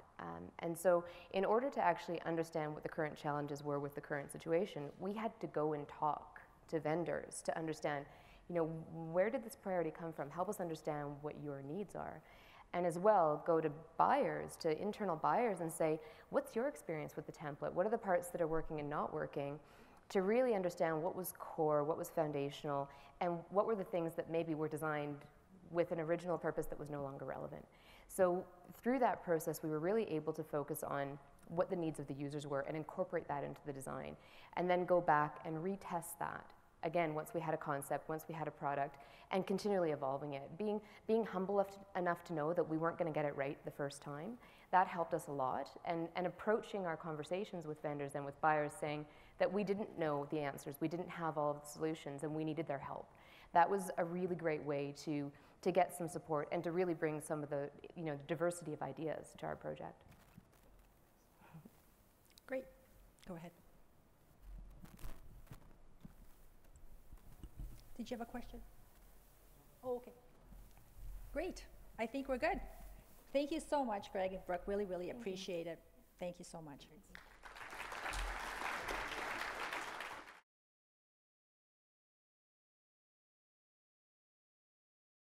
Welcome to the Entrepreneur's Financing Journey. As mentioned, my name is Christine Bergeron. I work with Vancity Credit Union.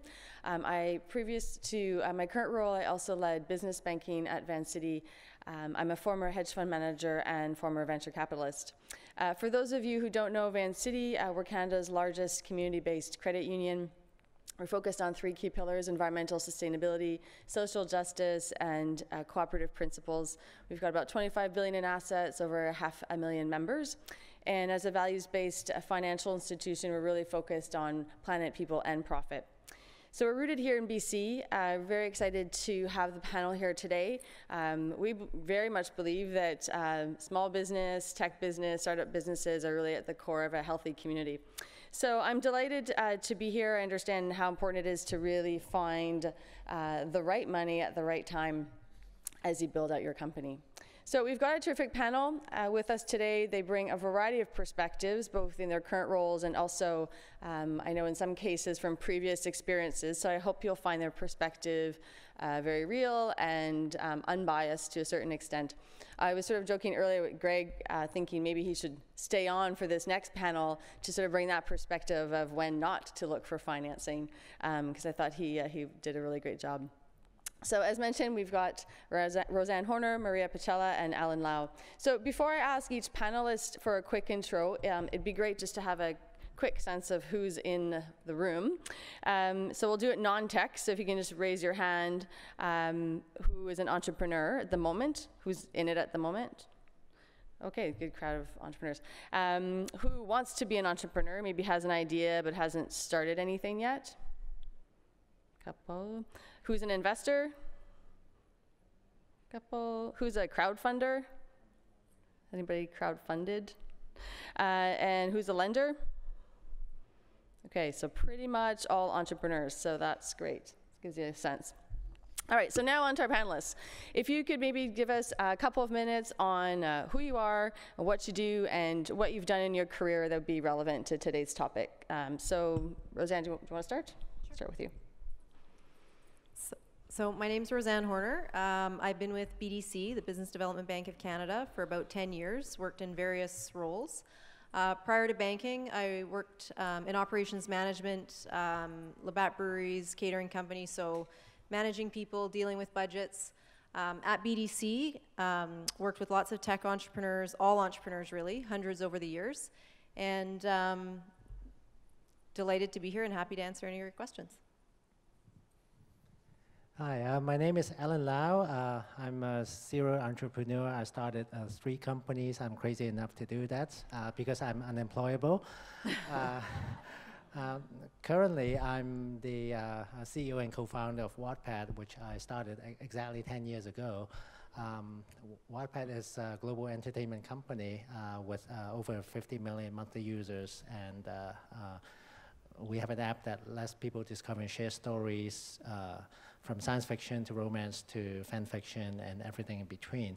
We also have a division called Wattpad Studios to take the popular Wattpad stories and with built-in audience and turn them into TV shows, movies, print books, and other platforms. Thank you. Good afternoon, everyone. My name is Maria Pacella. I started out my career actually in investment banking, doing mergers and acquisitions for a variety of industries, but including technology, which is really where my interest in technology and investing started. As we know, most technology companies stay private, so I moved over to the private side in 2000. So since 2000, I have been either working twice on the operating side of a company, but for most of that time as an investor, as a venture capitalist. So I was a venture capitalist with GrowthWorks Capital, which at the time was a very large fund. In BC here, we're about 400 million. I did technology investments, pretty broadly defined, and also med tech. I've worked at a family office, and I'm now currently running private equity in tech companies at Penderfund Capital. So my experience actually ranges in being on both sides of the table, doing an angel investment, working alongside angels, seed to early mid-stage equity, and I also did some convertible debt. So hopefully that experience can be helpful today. Great, thanks. So given the topic today, tapping into the right money, sort of begs the question of what types of money are there? There are more than, of course there's, well actually there's more than one type these days, but they really go into a few buckets, right? I sort of view it as you've got gift money. So whether that's grants or a different government funding, you've got the money where there's a purchase that's happening, so if you're purchasing for equity, and then the third being sort of an obligation, right, where someone lends it to you and then you've got to repay it in some form. So I'm hoping that as we go through the questions today and hear Alan's story, that those 3 types will sort of interweave, and then we'll leave time at the end for questions from all of you. So to start, Rosanne, this question is going to be for you. As a government entity, can you lend to anyone, and do you have to lend to everyone? What special or differentiated role do you play in developing tech businesses? Okay. So we are a Crown Corporation, the Business Development Bank of Canada, and we're a profitable Crown. So we're fiscally responsible, and we have to make money. So pay a dividend to our shareholder, which is the federal government, or lend that money out back into the Canadian economy to private businesses. So most of our loans are to private businesses. You need to be a Canadian company. Not all of them are profitable to start with. We can lend to startups. It's fairly rare, a small number of transactions a year, but we're really looking to lend to growing, profitable companies. Our mandate is accelerate the success of Canadian entrepreneurs. And so, it can start as small as a $20,000 loan for a business And, you know, I think our largest client's 50 million plus at the bank. So really wide spectrum. We don't give away money. There's no grants from BDC. We're not a regular term lender, so we can't provide a line of credit for your business. There's no day-to-day banking, nothing personal. It's only business loans for growth. And do you want to talk a little bit about some of the work you do with sub-debt and where that sits? Sure. I can give, maybe I'll ask for a show of hands. How many of you are familiar with BDC? Okay, great. In the marketplace, we've done a lot of real estate transactions, we've done a lot of equipment financing, but not a lot of people know that we've done a ton of tech deals. So it's a growing area for the bank, and again, it can be as small as $20,000. You know, regular loans, principal plus interest, you're all familiar with that. The business unit that I work in, we structure loans a little bit different, and they work really, really well for tech companies because we're lending on the future cash flows of the business. So we're not looking at your balance sheet as closely. You know, you don't have to have assets that you can leverage. It's all about your future cash flows. So SaaS models, we love that. And how we finance that is, I'll just give an example of what sub-debt is. So sub-debt is subordinated debt. So we rank behind other lenders. So that would be first. You may have heard of quasi-equity loans. Has anyone heard of quasi-equity? It's like equity. It's pretending to be equity. It's debt that acts like equity. And so this is how we structure most of the transactions. Within the business unit that I work in, about 50% of the deals that are coming in for all businesses across BC are tech for our business unit. And so we're basically lending money without set principal repayments. So I'll give you an example. We lend a business $1 million. That $1 million would be due as a balloon payment in 5 years with no set principal payments. You'd pay interest monthly over the life of the loan, but you're free to use that money over and over to grow your business. Each year, if there is excess cash flow, there's an option to pay some of it back, or it's due in 5 years. So you're really getting maximum flexibility. So that would be one example. Whereas a traditional loan, you know, from a charter bank or credit union, usually it's monthly principal plus interest. So it's still a loan, but we're structuring it more like equity. Great, thanks. So Maria, this one's for you. So at least in my career, I had often been told that venture capitalists are greedy and that we wanted to own the entire company and really make life difficult for the entrepreneurs. I'm wondering what your take is on this, because I've known Maria for a long time. I actually think she's quite kind. But are you really that greedy? And I'm interested in Alan's response in general after this too. Not on me personally, of course, but in general. So, you know, it's called venture capitalist for a reason. So, you know, I don't know if we can be greedy. You know, let's face it, we're here to make money. We're here to make money for our investors. But I don't think owning 100% of the business is at all what we intend. You know, I think that's very short-sighted. We need to definitely ensure that founders, CEOs, management teams are incented and have a big part of the pie and are, you know, have a lot of skin in the game.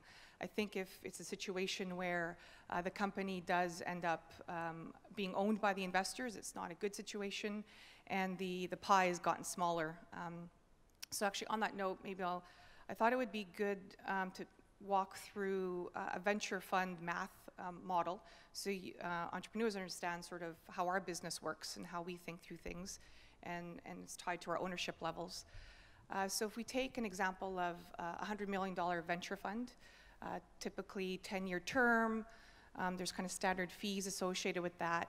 That fund needs to be worth in the neighborhood of $300 to $350 million at the end of 10 years in order to return our investors a 20% return each year, net of fees.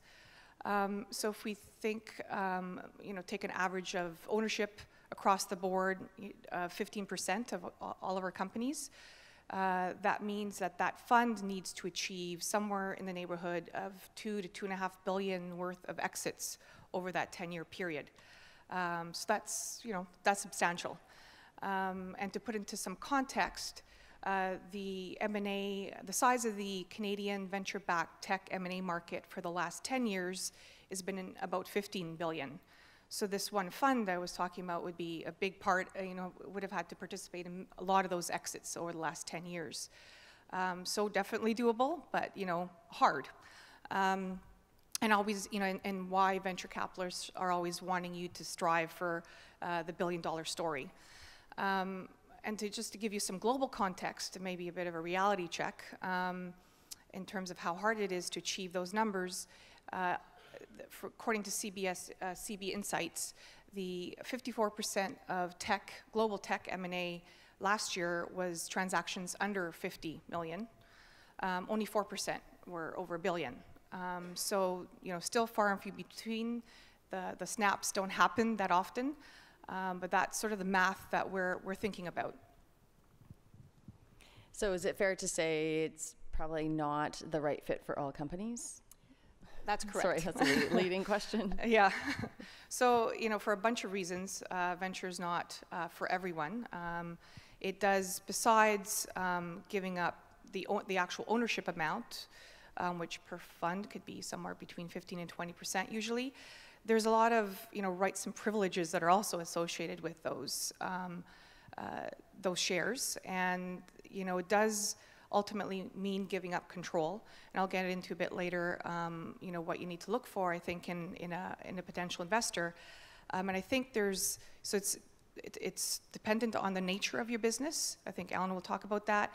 And as we heard, if you guys were in the room for the last company, that was a completely bootstrap company, and for their model, they were able to do it, and it makes a lot of sense. So you really need to look at the nature of your business and the size of your opportunity. Great, thanks. So Alan, I think that quite a few people here are probably quite interested in your journey and your story. So I'm curious, when you started out, what were your expectations? Did you think you'd need to raise money? Did you have a plan? Did you think you could self-fund it? Maybe give us a bit of a sense for how that started. Yeah, so perhaps I'll walk you through quickly a little bit of our funding history. The company started, Wattpad started in year 2006, and we bootstrapped it for 3.5 years before we raised our first seed round, which was $500,000. And then another 1.5 years before we raised Series A. So we were 5 years into our journey before we raised our first $3.5 million Series A. And then a year later, we raised our Series B. We raised $17 million, and then in 2014, almost 3 years ago, we raised $46 million. So it was bootstrapping in the beginning because my last company before Wattpad was also a venture-backed company. We raised $30 million. We grew the company from 2 co-founders to 200. And then came all the way back down to 0. So I burned every single penny of that $30 million. That wasn't really a good experience, let me tell you. There was a lot of scars on my back. So for Wattpad, I wanted to start the company using my own money, basically using my sweat equity. We didn't need a lot of capital at that time. We just need to build a product and launch it in the market. So the idea, at least at that time, the idea was, let's build a product, because my co-founder Ivan and I, we are both engineers. We can build it all by ourselves. We don't need any external capital. And let's validate that idea first before we raise any capital. At least that's the plan. But when we first launched, we targeted perhaps a few million users in the first year. We were spot on, except that we missed by quite a few zeros. After a year, we had quite a few zeros, yeah. We had less than 1,000 users. And for a free product that relies on advertising to support the product, 1,000 users, you can do the math. A year later, I got a check from Google, and it was a $2 check. So what's worse than having an idea before you raise money? You have a really, really bad idea that is validated to be not working. And if you want to go out and raise money, good luck.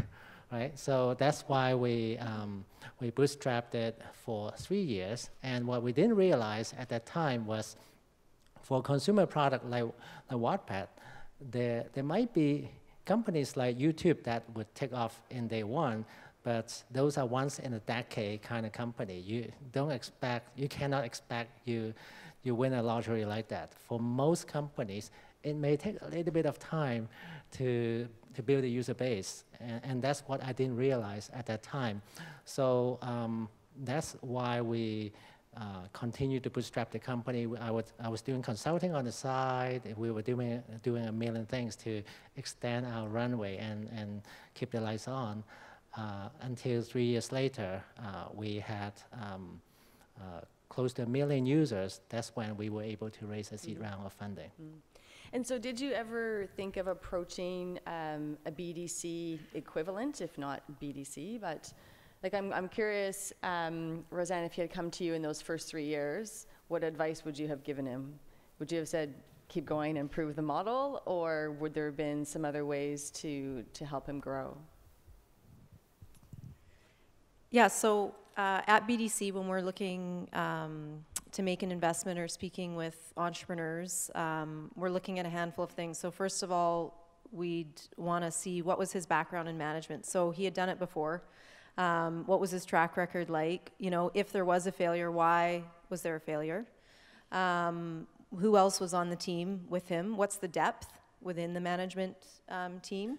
We look at something that I think is really important is to talk to a lender as soon as possible, even if you don't want any money right now, or maybe you know you want money in 2 or 3 years or 5 years or whatever your horizon is.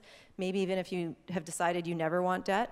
Because if you can start a relationship with the bank and talking to them about what your plans are, showing them your forecast, and if you keep up with them, you know, quarterly, a couple times a year, you're, you know, showing the validation points. So you're not even a client of the bank, but you're already having a track record with that lender.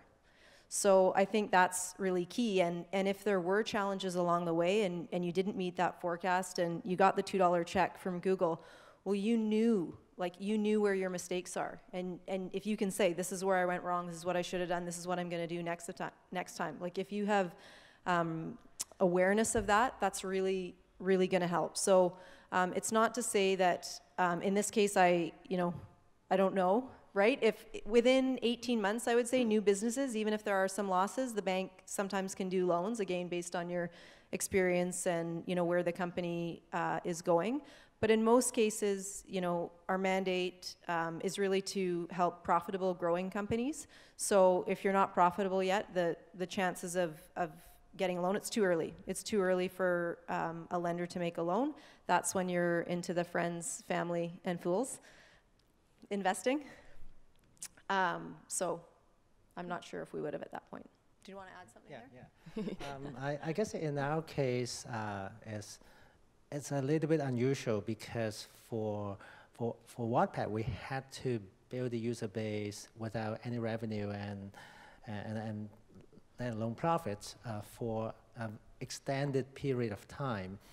Because for consumer internet companies, if you look at Twitter, they were zero revenue for years before they turn on advertising as the business model. Same for Wattpad.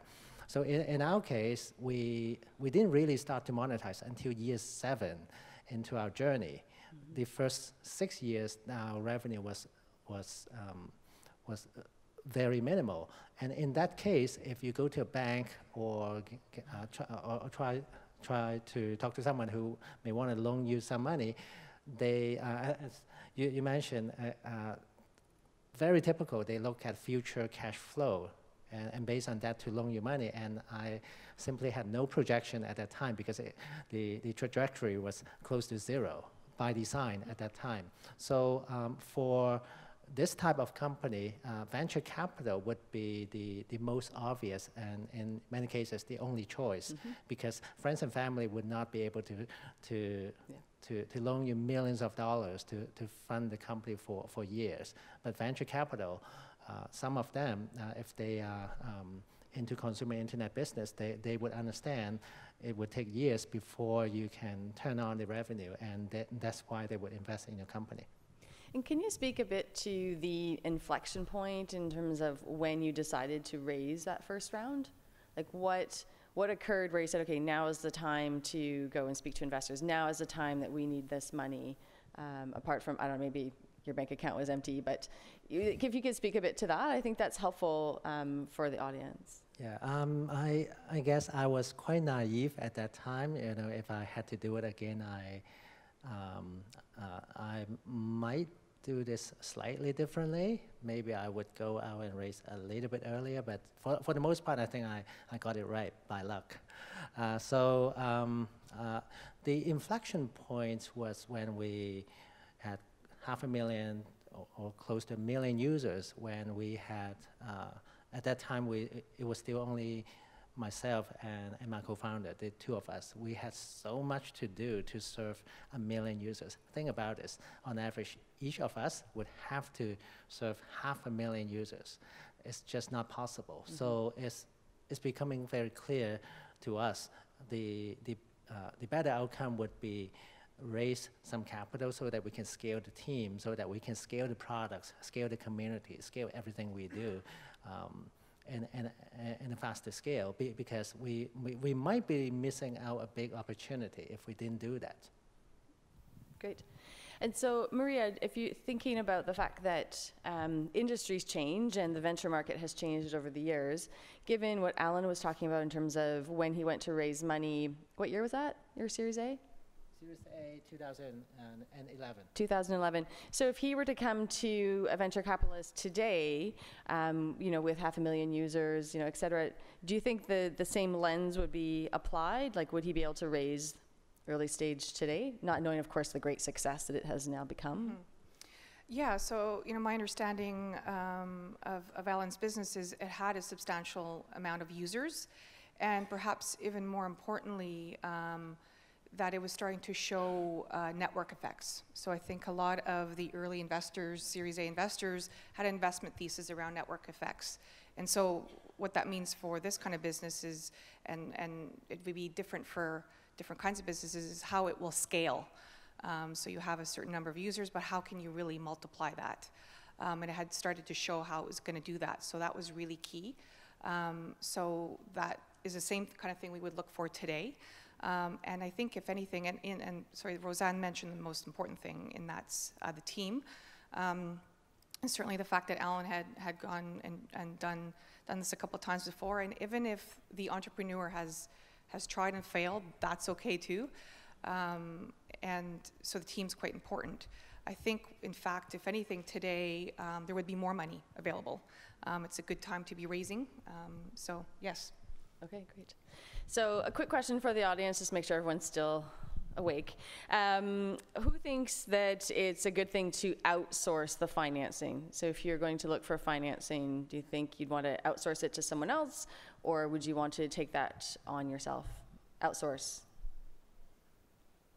Okay, so definitely the opposite, that you need to take it on. So question then, Alan, you're growing a business, you're bootstrapping it, you've got a few people, and then you want to go and raise money, which is extremely time consuming. So how did you balance that? One thing that I learned over the years, in fact, one of our investors told me that, you know, as the CEO, you only have to do 3 things. Number 1, make sure there's enough cash in the bank. Number 2, basically stay alive. Number 2, breathe, yes. Set the vision and strategy of the company. And number 3, hire the best people you can afford to help them execute your vision and strategy and stay out of the way. Of course, it depends on the stage of the company. The earlier stage, you still have to do a lot. And at a later stage company, you really have to build a very strong team to help you execute. But those 3 principles are fundamentals to any CEO at any stage of the company. So what that really means is, number 1, you have to make sure there's enough cash in the bank. Raising capital is really your job as the CEO. That job cannot be delegated. You can have people to help you out, But asking an investment banker or an advisor to pitch on behalf of you in front of a potential investor, if I'm an investor, I would say no. It's a major red flag to me. So outsourcing has never been, it never crossed my mind. But I have to say, if you are an entrepreneur, this is a skill that you have to learn. You just cannot dodge it. And Rosanne and Maria, any differing comments or degree on the outsourcing piece? No, I would say absolutely. How you present yourself as the owner, and can you communicate clearly what your offering is, and do you have an understanding around your finances? Because you're making decisions about spending money, and if you're so focused on growth as an entrepreneur, and all you're doing is burning cash, and you think that's okay because you're growing top line, well, on the one hand it is, but on the other hand, how are you burning that cash? Is it that you are moving into a super new fancy office that's costing a ton? Or is that all going into sales and marketing and acquiring customers? So, having an understanding of your cash flow is super important. And yes, we always want to meet with the owner. Even if, the CFO is giving us all the information, we still want to sit down with the owner. Yeah, because we're so greedy, we don't like to pay fees. So maybe I'll just add that. But yeah, I mean, it's part of the process of getting to know the team, right? And understanding how the founder or CEO makes the decisions, how they build their team, and really understand the metrics that drive their business. Thanks. Okay, true or false for you.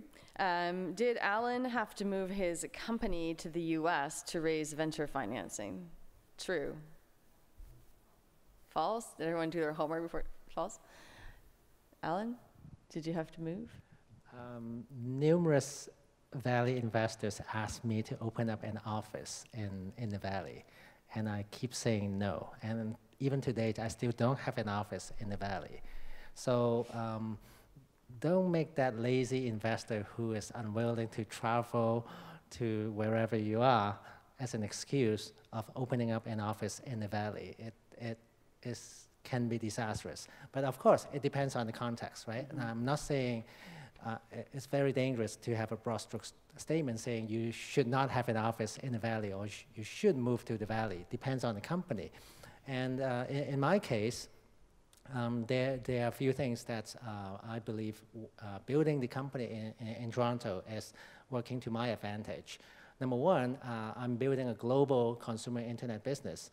And Toronto, as you may know, over half the population was born outside of Canada. So we understand international more than anybody else.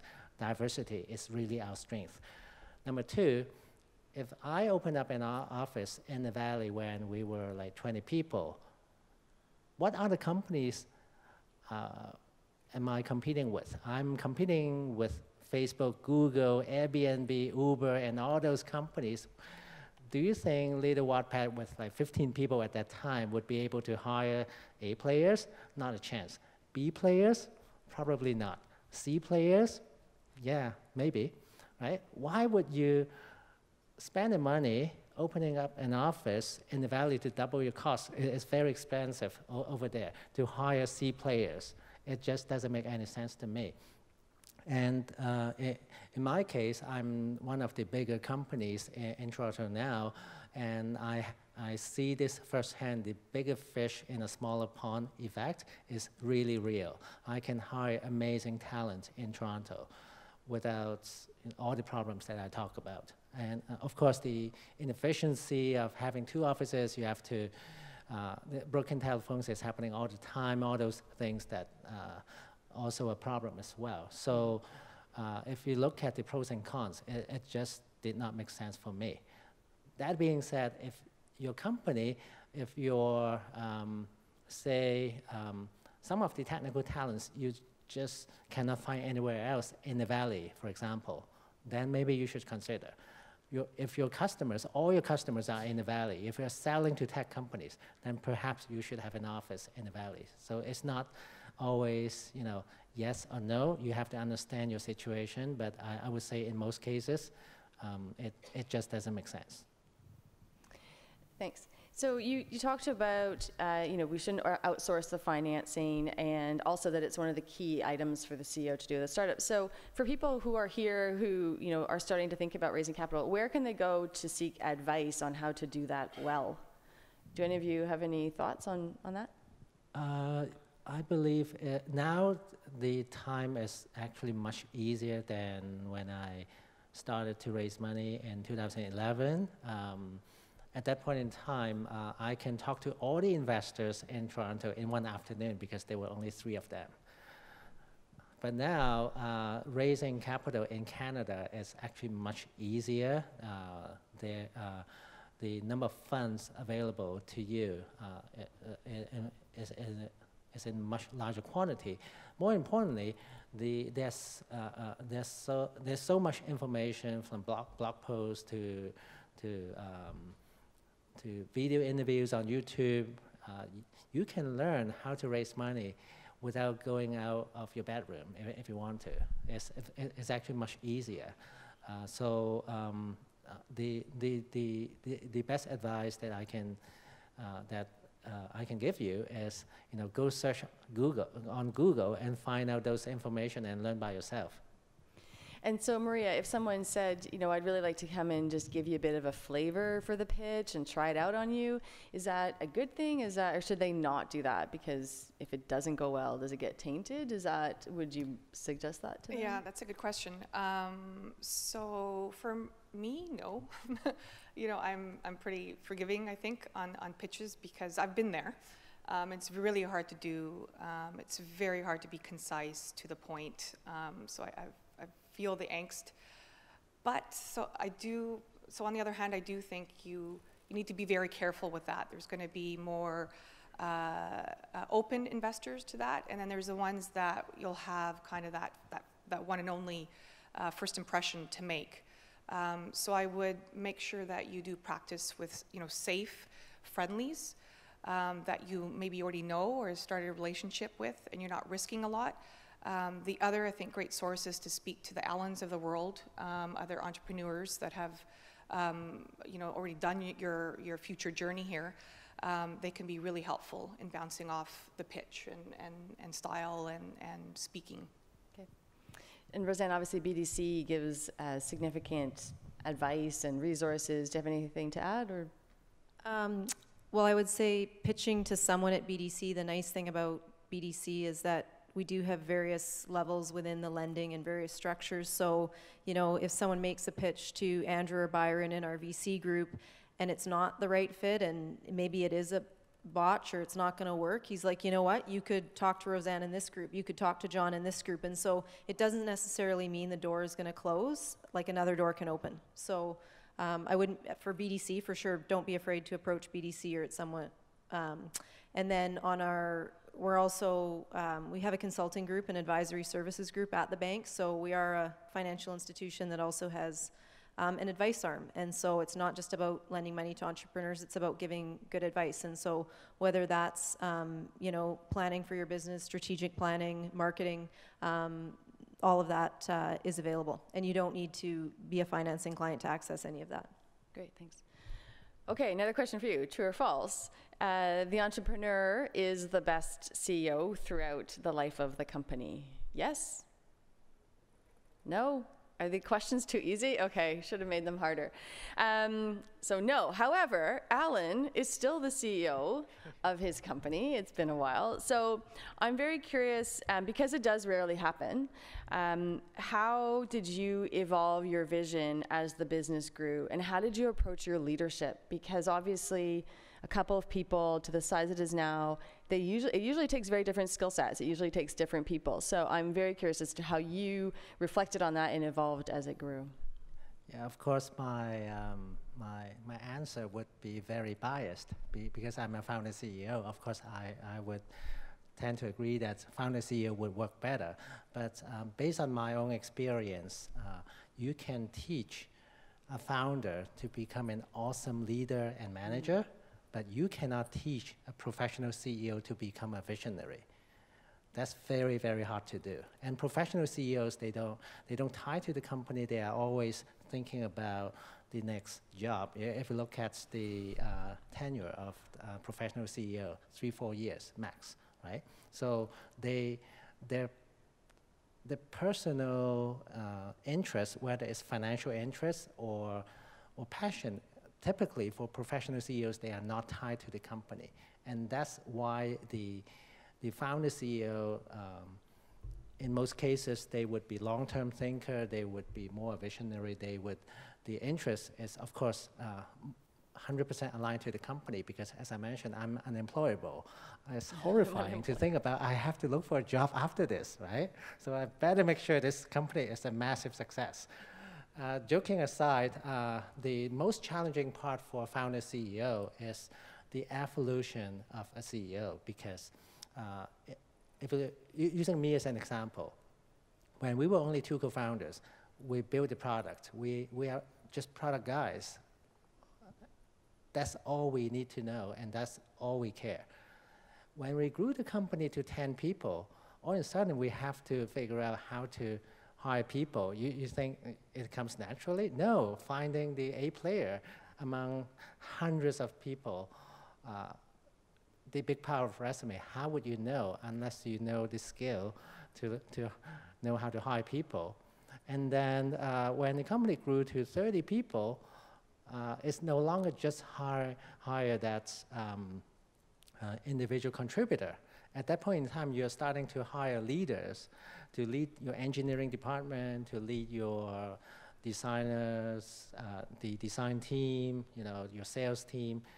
Then you become a leader of the leader. That's yet again a very, very different skill set. And I can go on and on and on. My job today, if you look at my calendar, how I spend my time today would be very different than yesterday, last year.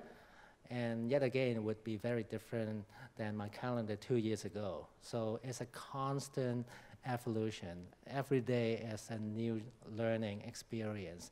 And I think that's very, very hard to do. But if the founder CEO can figure that out, it can be extremely, extremely powerful that no professional CEO can match. Great. So you did evolve your leadership, but your vision was always pretty set. Is that fairly correct? Is that correct or no? Yes. Vision cannot be changed rapidly. If you look at Wattpad, the vision that we set out to do 10 years ago, it was mostly cast in stone for 10 years. That didn't really change. Of course, there would be some fine tuning along the way, but that 10-year journey was pretty spot on for the most part. And when we celebrate our 10th anniversary last November, I actually wrote a blog post to redefine the company vision for the next 10 years. And that blog post, the reason I didn't only share this internally, I'm brave enough to share this externally, publicly as well, because I'm confident enough that that vision would not change drastically in the next 10 years. Thanks. So last question before we pass it over to the audience for additional questions. So Rosanne and Maria, so not everyone has been able to evolve the way Alan has. I'm sure you've seen a lot of successes, but also a lot of failures if the entrepreneur isn't able to adjust or there isn't really a succession plan as the company grows. Can you give any examples of what not to do or failures with that, or as it links to trying to go out and raise the next round? Well, I think for us, on the debt side, we're wanting to make sure that there's management depth, and if something does happen to the CEO, we are a bank. We do want life insurance on the CEO or a key person within the organization. But we're not venture capitalists. We're not having ownership in the company. Our loans were non-dilutive, so we're not trying to control. If we're not saying you're not the right CEO, it should be someone else. We're really non-intrusive. Maybe if there is a board, maybe we have a seat on it as an observer, but we're not involved in the day-to-day operations. We're not trying to craft your strategy with you. We're a lender, so we're providing the flexible loan and being non-dilutive. So we wouldn't, I would say we can help on the consulting side if there are some gaps, but that wouldn't be a big as concern maybe as a venture capital investor. So we, just have spent most of the time talking about how the most important thing that investors look for is the people. So if at all possible, I would say disconnect the two if you have to make a change and raise money at the same time. That's really hard to do. So that really means getting ahead of it. The people part of these businesses, it's the hardest part, but it's also the best part. It's why I love it. So as much as possible, if the situation is clear that the founder can't be CEO, ideally it's a situation that's amicable and you can kind of work through it, get ahead of it before you don't have any money in the bank. But if you do, it's just unfortunately, reality, and ideally you do have your own roster of potential candidates within the company or some other backup plans at that point. But ideally, get ahead of it and disconnect it from a financing. Great, thanks. And Alan, congratulations on evolving over 10 years, because that's a tough thing to do. So are there any questions from any of you? There's a mic coming.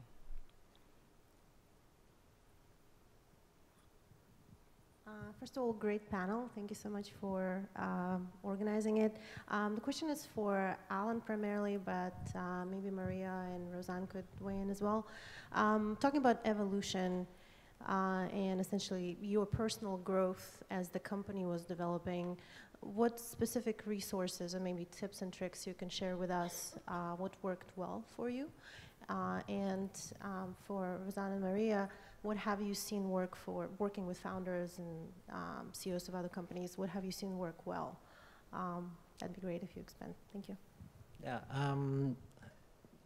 Now we are in a very lucky time because there's so much information on the internet. So you can find people, I should say CEOs, at different stages. Some early stages, some at later stages to share the experience. And in many cases, they share after the company failed. And I think that's the most valuable because I'm not saying you cannot learn from successful CEOs, but running a startup company, running a company is 95% crappy, 5% glory. There are a lot of different challenges. So learning from the failure is extremely important. And for me personally, in Toronto and Waterloo, I'm not sure it is already spread to BC yet. We have a project called Founder City. What happened was 3 years ago, I felt like I was very lonely. It's very difficult to find peers, other CEOs to share experience. So I started a small group with 8 other CEOs with similar stage, including, for example, Top Hat in Toronto, Wave, 500px, and a few other companies. They are all at the same stage. And guess what? When we get together, the challenges that we face are extremely similar. And I can learn a lot from, and they can learn a lot from me too. We learn from each other, all the different challenges. And what we talk about in the meeting room every month or two, we get together for 3 hours. What we talk about in the room, we cannot even talk about this after the meeting. We have to retain this as a knowledge. But the information, we have to assume that we have never even heard about this. So after 2 years, we felt like, hey, perhaps this is such a great idea. Perhaps other people can adopt this format as well. And one of us, Ben Bowen, he was the CEO and co-founder of ClearFit, another Toronto-based company, and after leaving ClearFit, he had some free time and turned this into a citywide project. So now I think we have 1,000 founders and CEOs in the Toronto-Waterloo region, and 8 to 10 of the CEOs would form a peer group, a forum like this to share experience. And it's going, it's like wildfire because the need is out there. Running a company is just so difficult, and being able to learn from other people, from your peers, extremely valuable. Maria or Rosanne, did you want to add anything? Or? Yeah, so I think this kind of group that Alan's talking about is exactly what I've seen a lot of founders do. I don't think that this exists here, but it should. There's something similar called YPO for owner-operated businesses. That's kind of that safe zone. They also have smaller chapters, smaller groups. So it really depends, what works for you, because everyone's different. I've seen one-on-one coaches. I've seen these kind of forums or organized groups.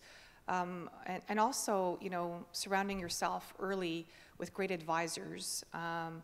They don't need to be board members. They could be informal advisors, but people who have also failed, because you can learn so much more from failures quite often.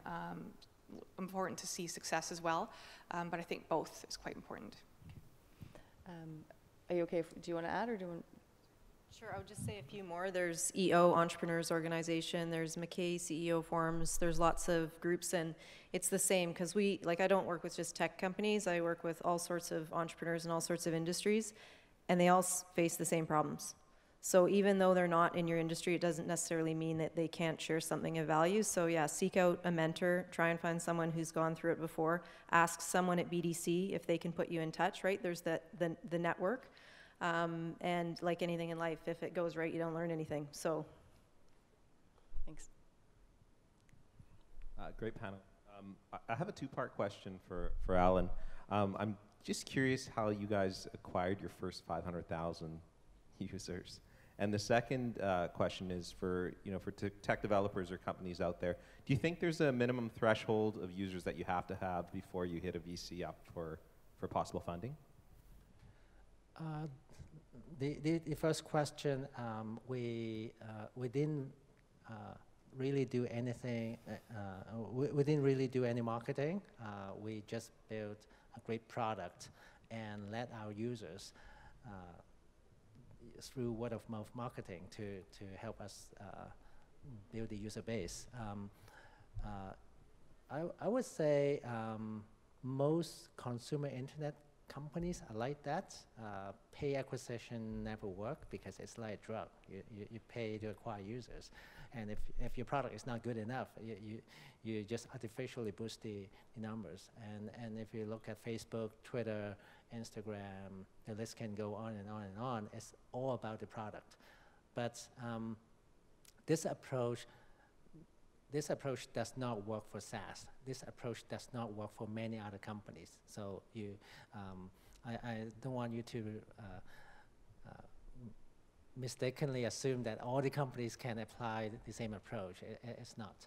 So to answer your second question, most VCs, they would, especially Series A and up, they would look for some traction. They would want to make sure your product, your company has already achieved product market fit. For C-stage investors, slightly different. Sometimes I do C-stage angel investing as well. And the criteria would be very different. If the angel investor, they like your idea, if they like you, if they believe that the founding team is amazing, can overcome all the different challenges, the lack of traction is not a big issue. But me personally, when I write, I don't write a lot of checks, maybe 1 or 2, 3 times per year, very small checks. But what I'm looking for would be some traction, can be very minimal. Basically, it's less about the traction itself. It's about whether the founding team can execute towards a point where they can iterate. Maria, what do you think? Do you agree? Yes, so I would add to that maybe would also sort of need a evidence that they have an idea how to scale the business. So it might not be fully proven, which is why they need some capital, but some really good evidence as to how to scale, in this case, network effect of the business. Ideally, it has been starting to show, so you can believe those assumptions, but not fully proven yet. That's still okay. Thanks. Right, over in the far corner. You've each talked a lot about the role of management and the role of the individuals and the investments you're making. And in a data-driven world, what type of metrics or data are you looking for from management teams in terms of how they operate, what they're engaged with, in terms of data-driven assessments, rather than just sort of your gut feel for how you think they might respond to sort of changes or changing dynamics or needs to pivot and that sort of thing? So I'll get this started. So I think it's kind of twofold. So before we make the investment, years ago we started doing, or we used to do a lot of technical review. So we'd literally hire someone to review code, if you can believe it. Then we realized a lot of our money goes towards the people aspect. So we instead started doing management assessments. So, and that would be through a third party. And so it is kind of going through data. It's literally going through all of the experiences and looking for patterns. So we have sort of a list of expectations of what we'd want this individual to do in this kind of role, and that could be very different from company to company and stage. And see if, the patterns that they've exhibited pretty much since they were born, show that they could, perform those tasks. And then everything else is, anecdotal, frankly, and if they've had other experiences, other startups, then you can, again, gather that data. And then post-investment, I mean, obviously, hopefully you can see it through the metrics that are running the business. And you're living through different scenarios, ups and downs with them, so you know how they react. Not a perfect data science yet, but I think we're starting to see some interesting models out there. I've yet to try it out yet, though.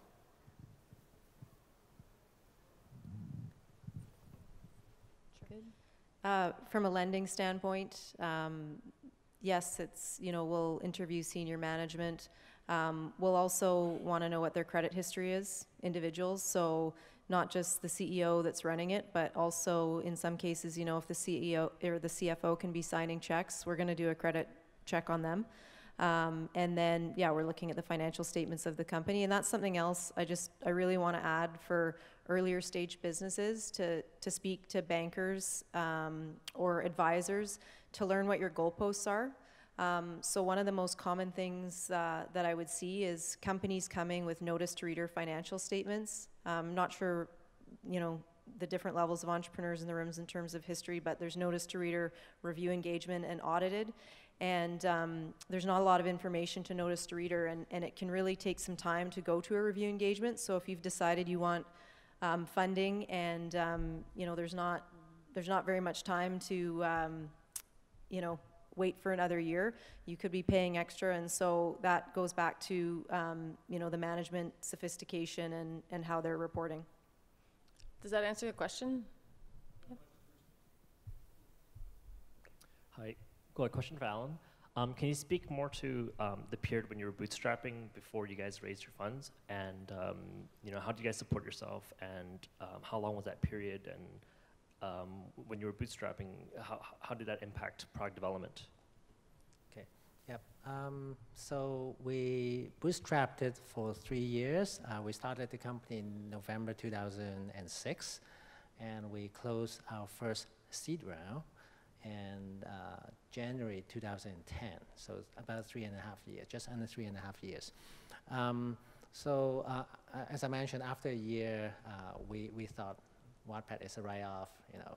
We couldn't get it to work, and at the end, funny enough, we got the $2 check from Google for the advertisement.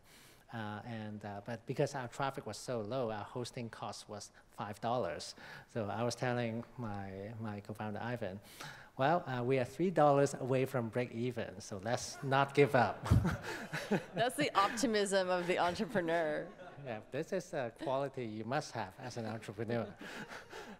So what we did was we started another company on the side. It's a mobile advertising company. I'll skip the detail. That company, we also bootstrapped it, and after a year, we sold the company. The company was doing okay. It's not amazing. It's okay, but it's good enough to bring in some cash for us. Still not sufficient for 2 families. So Ivan and I, we both need to do some consulting on the side to keep our family going, and that lasts for 3 years. So that was pretty painful. If you ask me again, if I want to do this again, no, it's very painful. But I learned so much in those 3 years. The scar on my back, all the experience is still helping me today. Thank you. So we've only got a couple of minutes left, and I wanted to just have each panelist take, 30 seconds or so on best advice or one key tip or one thing you'd like to leave the audience with. Rosanne, I'll start with you. Sure. So I would say if you're looking to grow your business and you don't want to dilute your ownership, come talk to us and start making connections as soon as possible, like in terms of getting advisors and sharing your story. Don't keep it a secret. If you don't have to raise money, that's great. Congratulations. You bootstrap your way to profitability. That's amazing. But most companies are not like that. So I would say, even say 9 out of 10 companies would require some funding or some financing, some loans at some point.